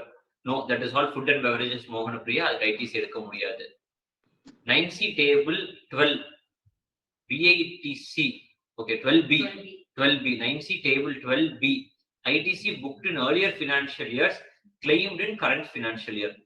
Yeah, similarly வந்து financial year 21-22 ITC April 2022ல இருந்து September 2022 வரைக்கும் அந்த இதுல financial 21-22 ITC ஏதாவது avail பண்ணியிருந்தோம் அப்படின்னா அது GSTR 9C ஆஃப் 21-22லயே அந்த டிஸ்க்ளோஸ் பண்ணியிருந்திருப்போம். அந்த அமௌண்ட் இங்கேயே டிஸ்க்ளோஸ் பண்ண வேண்டியிருக்கும். Shanmugavel, can I show credit note in 4B1 or adjust in all other ITC? இது என்ன சூர்யா டேபிள்? இது வந்து GSTR 3B ஓட ஃபீல்ட் இல்ல? Yes sir, GSTR 3B. Okay, good. So GSTR 9-9C session போகே 3B session is also there. So credit notes எப்படி? So credit notes வந்து 4B1ல காட்டக்கூடாது. GSTR 3Bல credit notes வந்து 4B1ல காட்டக்கூடாது. 4A5ல net off பண்ணி தான் காட்டணும். 4B1ல காட்ட வேண்டியது பர்மனன்ட் ரிவர்சல் மட்டும்தான். It talks about block credits, rule 38, rule 42, rule 43 reversal credits தான். Is table 8F optional? Table 8F, I think you're talking about table 8F in GSTR 9. Table 8F is not optional. Table 8F talks about ITC available but ineligible. But இதுக்கு முன்னாடி இருந்த ஒரு query-க்கு address பண்ணியிருந்த மாதிரி blocked credits எல்லாம் அங்க போட வேண்டியிருக்கும். 2A வந்துருச்சு ஆனா நான் எடுக்கல அப்படின்னு பிளாக் கிரெடிட்ஸ் எதெல்லாம் டிஸ்க்ளோஸ் பண்றோமோ அதெல்லாம் அங்க போட வேண்டியிருக்கும். It is not optional. Sir, Manimaran sir, very good evening. Can we take ITC for uniforms given to employees and purchase of drinking water? ITC for uniforms given to employees definitely in our opinion is eligible, sir. Surya, any other second thoughts on it? Yes, எடுத்துக்கலாம். Food and beverages, water, beverage இல்லையா அப்படிங்கிறது is a very big ambiguity தான். But Surya? சரி, எடுக்கக்கூடாது. இதுல எடுக்கக்கூடாதுங்கிறது நம்ம ஒப்பீனியன்ல. But ஒரு it should be under litigation நினைக்கிறேன் ஆக்சுவலா. நம்ம எடுத்தாலும் நாளைக்கு ஆடிட் வந்தாங்கன்னா. Yes, it can be disputed. Okay, fine. Please explain GSTR 9 8C and is it table 8C is equal to table 13? GSTR 9 table 8Cல as already told, அதாவது 2Aல வந்துருச்சு. ஆனா நான் இந்த வருஷம் எடுக்காம, ஏதோ ஒரு காரணத்துக்காக நான் இந்த வருஷம் எடுக்காம, ஃபார் எக்ஸாம்பிள் நான் கூட்ஸ் ரிசீவ் பண்ணல அப்படிங்கிற காரணத்துக்காக நான் இந்த வருஷம் எடுக்காம அடுத்த வருஷம் அதை எடுக்கிறேன் அப்படின்னா அதை டேபிள் 8Cல போடணும். டேபிள் 13 ஆஃப் GSTR 9ல வந்து ஏப்ரல் 2023 டு அக்டோபர் 2023 ரிட்டர்ன்ல 22-23 ஐடிசி ஏதாவது எடுத்திருந்தீங்க அப்படின்னா அதை வந்து இங்க போடணும். ரெண்டு வேல்யூவும் ஈக்குவலா தான் இருக்கணும்னு அவசியம் இல்லை. ஏன் அப்படின்னா டேபிள் 8Cல நீங்க என்ன டிஸ்க்ளோஸ் பண்ணுவீங்கன்னா 2Aல வந்து நீங்க எடுக்காம மட்டும் தான் டிஸ்க்ளோஸ் பண்ணுவீங்க. அதாவது 22-23 ஃபினான்ஷியல் இயர்லயே 2Aல வந்துருச்சு, ஆனா நீங்க வந்து ஐடிசி அவைல் பண்ணல ஏதோ ஒரு காரணத்துக்காக, அதை தான் டேபிள் 8Cல டிஸ்க்ளோஸ் பண்ணுவீங்க. ஆனா வேறஸ் இன் டேபிள் 13 ஏப்ரல் 2023ல மைட் பி 2Aல வந்திருக்கலாம். அதை வந்து 22-23 ஐடிசி ஏப்ரல் 2023ல மைட் பி வந்திருக்கலாம். அது டேபிள் 8Cல will not form part at all. ஆனால் அதை டேபிள் 13ல இங்க டிஸ்க்ளோஸ் பண்ண வேண்டியிருக்கும். Because it's prior year ITC taken in April 2023 to October 2023 ரிட்டர்ன்லங்கிறனால டிஸ்க்ளோஸ் பண்ண வேண்டியிருக்கும். It might go hand in hand, but both will not be always equal. Table 8Cல என்ன போடுறோமோ அதான் டேபிள் 13ல போடுவோம் அப்படின்னு கிடையாது. So we have a couple of questions more, and before that, Mohan Priya, Ajit Kumar, you have raised your hand. நீங்க unmute பண்ணி you can just raise your question if you have any further questions, Ajit Kumar.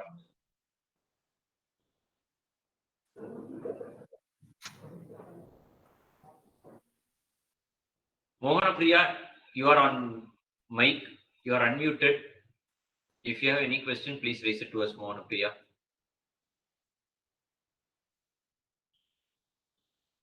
Ajit Kumar. Okay, so as we take the next question, for schools and colleges, whether donation and bank interest is part of GST turnover. So donation is neither a supply is neither a supply of goods nor a supply of services, but whereas bank interest is an exempted supply and it is part of GST turnover.